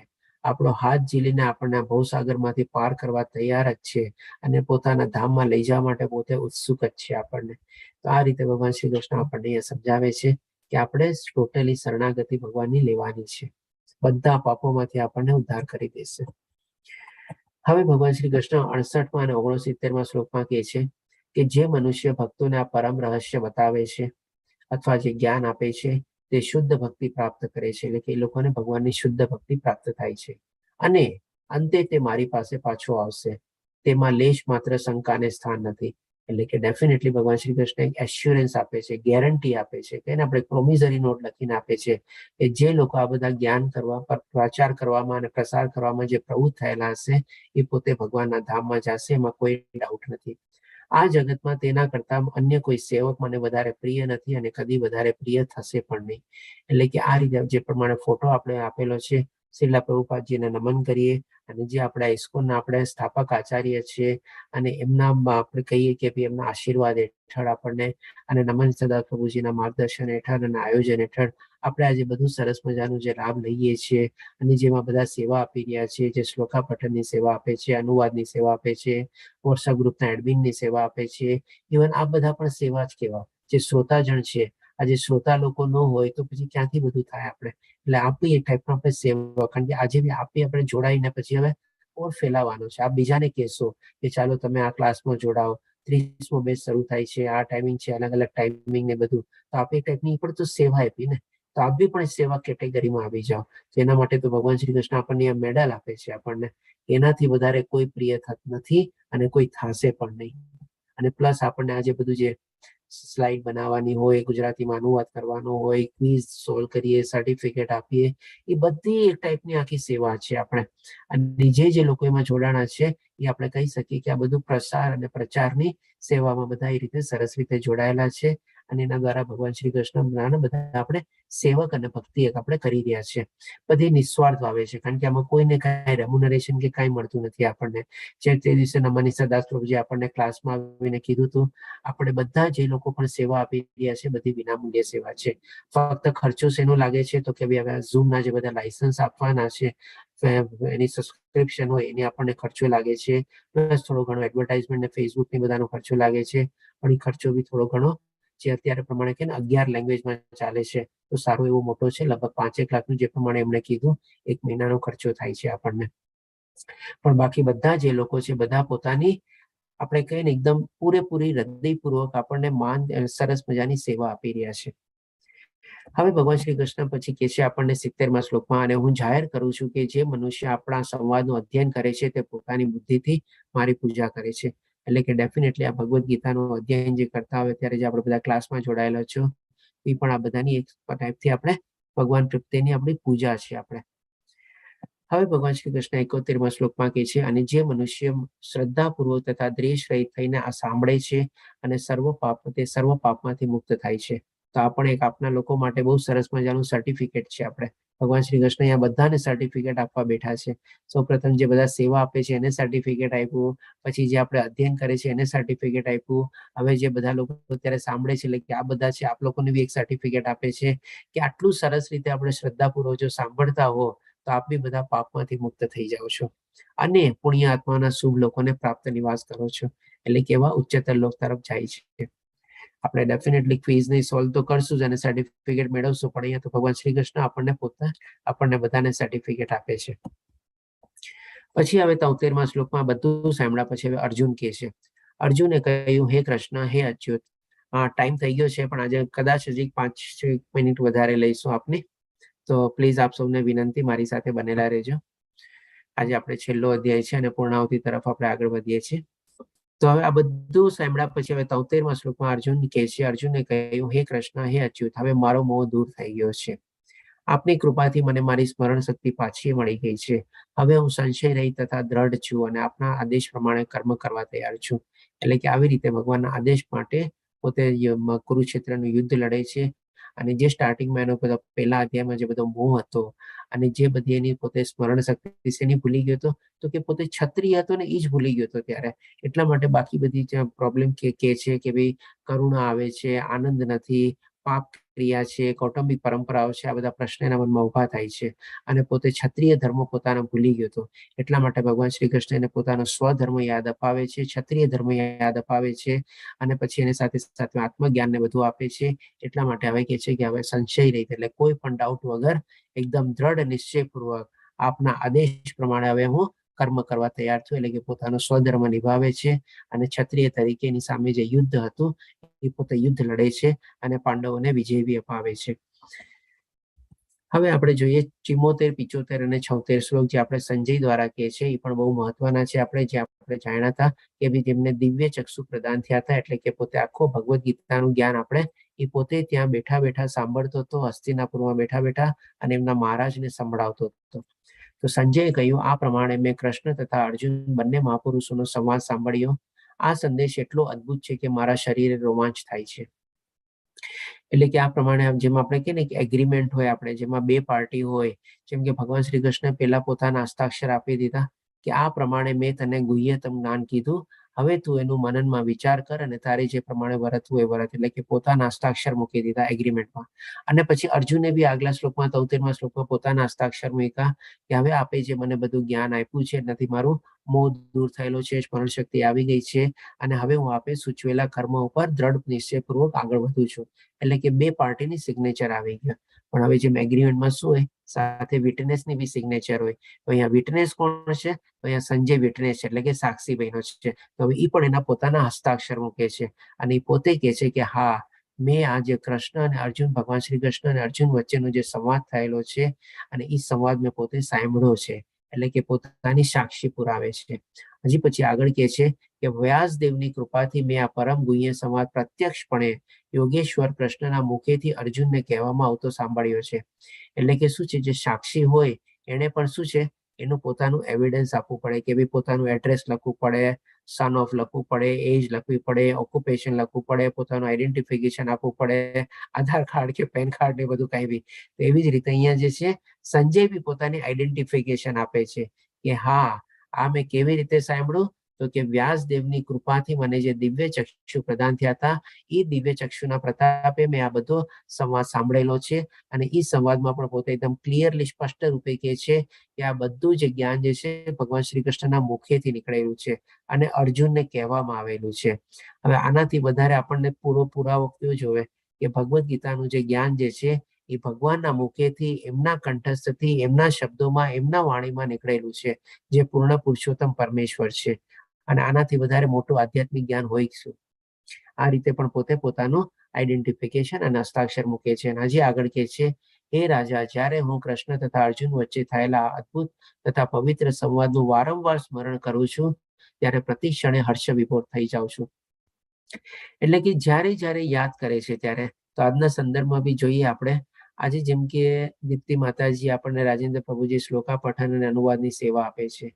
પ્લસ એની સાથે જે બધા ભક્તો જે છે, આપણે જેમ કે મહેશ પ્રભુજી છે, ચિંતન પ્રભુજી છે, અક્ષય પ્રભુજી જે છે, હજી બધા મને નામ નથી, પણ જે બધા જે છે કેટલા વખતથી રિપીટ થઈને આવે છે આપણે.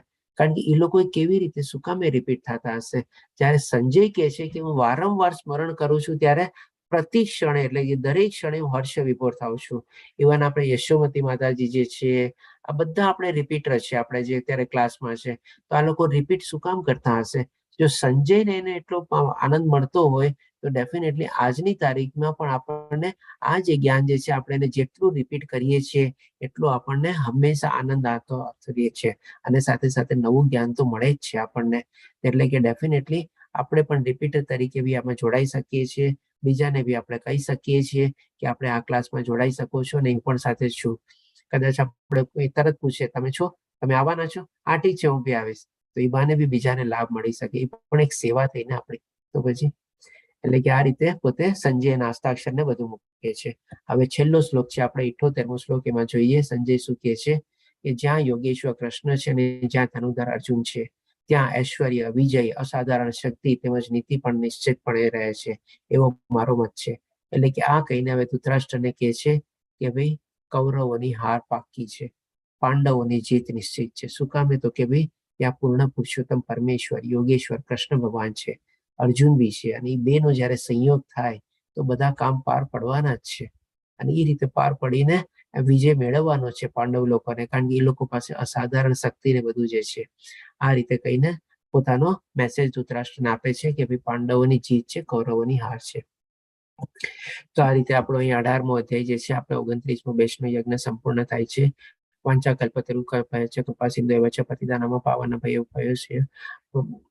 નમો નમઃ. હરે કૃષ્ણ કૃષ્ણ કૃષ્ણ હરે હરે, હરે રામ રામ રામ હરે હરે. ઓમ તત્સત.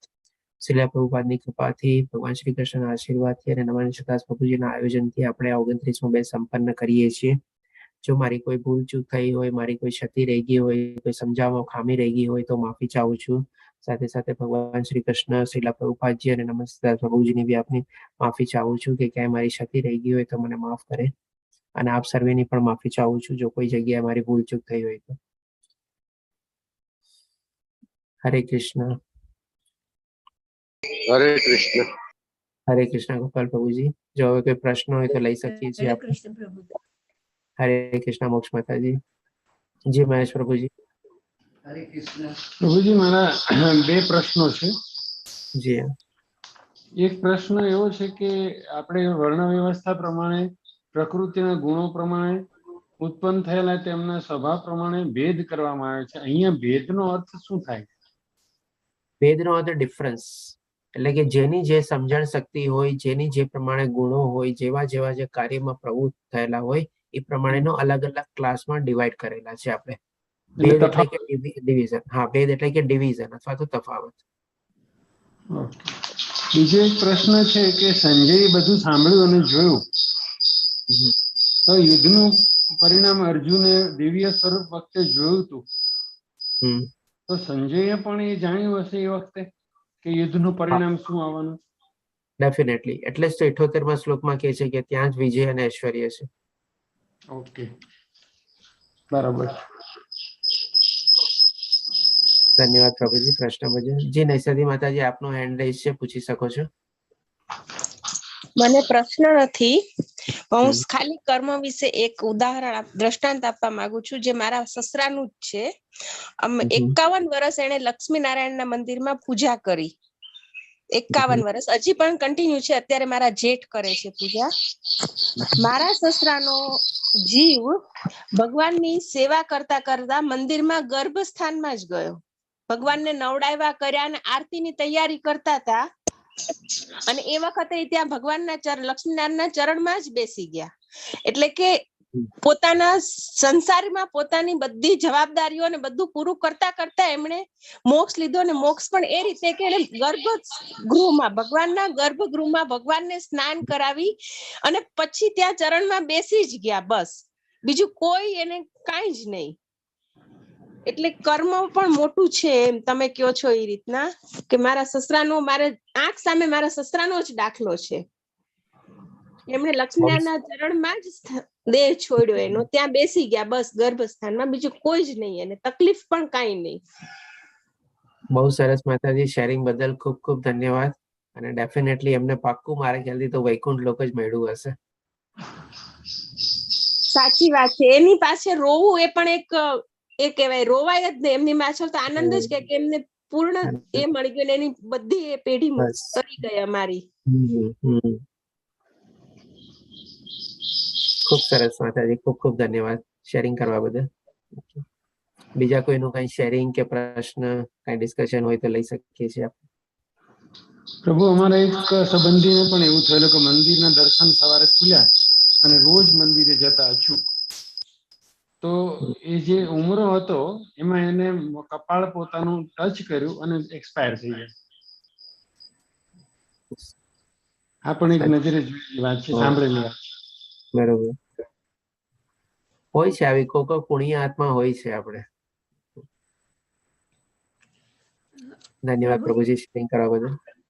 પ્રભુજી જી હવે યશોમતી લેવલ માતાજી. માટે શું કરું? અમારે શું લેવલ કે 2 જોઈન લેવલ 2 શું જોઈન કરવું છે આપને?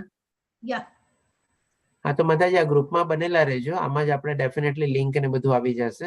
જેવું સર્ટિફિકેટ ને બધું જનરેટ થશે ને પછી સર્ટિફિકેટ તમારું નહીં આવશે કારણ કે મેં ઓલરેડી એચીવ કરી લીધેલ આ છે. તો આપણે કરીએ છીએ. ઓકે. યા હા, તો એ ગ્રુપે છોડતા નહીં અને આ ગ્રુપે છોડતા નહીં. એમાં ઇન્ફોર્મેશન અપડેટ થઈ જશે લેવલ 2 ની. Okay thank you. ચાલો, બીજા કોઈને કોઈ પ્રશ્ન કે કઈ? મારી કોઈ ભૂલચૂક થઈ હોય તો ફરીથી માફી ચાહું છું આપ સર્વેની. કોઈ મારી સમજાવવામાં ત્રુટિ થઈ હોય અથવા કોઈ આપણા પ્રશ્નોનો સંતોષકારક જવાબ ન આપી શક્યો હોઉં તો માફી ચાહું છું. પ્રભુજી આપને તો બહુ સારું કામ કરો છો. અમને તો આમાંનું શું કહેવાય કે કાંઈ જ નોલેજ નથી અને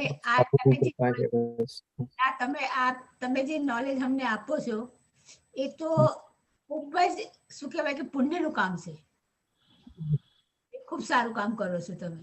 અને આ પણ એક તપ, આ ઘણા બધા તપ છે, એમાંનું આ એક તપ કહેવાય કે તમે વાણી દ્વારા અમને ઉપદેશ આપો છો અને અમારી જ્ઞાનમાં વૃદ્ધિ કરો છો. એ બહુ મોટું કામ કરો છો. બહુ સરળતાથી સમજી શકાય છે. ઉદાહરણ પણ બહુ સરસ આપો છો આપ. હરે કૃષ્ણ.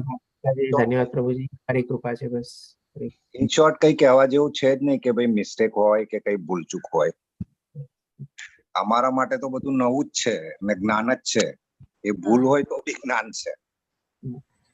અને સાથે સાથે હું આપ સૌનો આભારી બી છું. દીપ્તિ માતાજી, રાજેન્દ્ર પ્રભુજી, આપ શ્લોકા પઠન અને શ્લોકાનુવાદમાં જે મને સેવા આપો છો કન્ટિન્યુઅસલી છેલ્લા ઘણા બેચોથી આપણે કન્ટિન્યુઅસ. અને આશા રાખું છું કે આવતા બેચમાં બી આપ સૌ જોડાઈ જજો. અમારો પ્રભુજી 2 લેવલ ક્યારે શરૂ થાય? 14 નવેમ્બરથી શરૂ થાય. 14 નવેમ્બરથી 30મો બેચ. 14 નવેમ્બરથી. પ્રભુજી સેવાનો મોકો આપવા બદલ ખૂબ ખૂબ ધન્યવાદ. એ રીતે જો ભગવાનનું નામ લઈ શકાતું હોય તો એ અમારું ઘણું ભાગ્ય છે. ધન્યવાદ પ્રભુજી. ખૂબ ખૂબ વંદન. ધન્યવાદ માતાજી.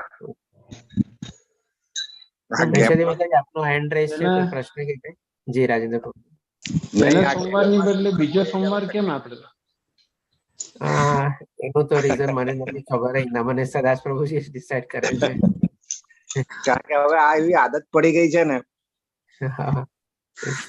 કે એ બાને બંને આઈ મીન કે ત્રણે શારીરિક, માનસિક અને આધ્યાત્મિક ત્રણેયનું ધ્યાન થાય છે. સાચી વાત છે. ત્રણેયના આપણું તપ બી છે આપણું સાથે. હા, ત્રણેયના તપ થાય છે. ત્રણેયના તપ થાય. મને આ બેચમાં પણ કન્ટિન્યુ રહેવું છે અને સેકન્ડ બેચમાં પણ જવું છે, તો કઈ રીતે થાય? માતાજી આપ બંને ચીજ કરી શકો છો. ડેફિનેટલી આપણા 30મો બેચ શરૂ થશે એમાં પણ આ જ લિંકથી આપણે જોઈન કરી શકો છો. અને આ વોટ્સએપ ગ્રુપમાં બી બનેલા રહેજો અને એમાં બી આપને ઇન્ફોર્મેશન મળી જશે સેકન્ડ બેચ લેવલ 2 નો બેચ ક્યારથી અને કેવી રીતે શરૂ થવાનું છે. ઠીક છે. હરે કૃષ્ણ. હરે કૃષ્ણ.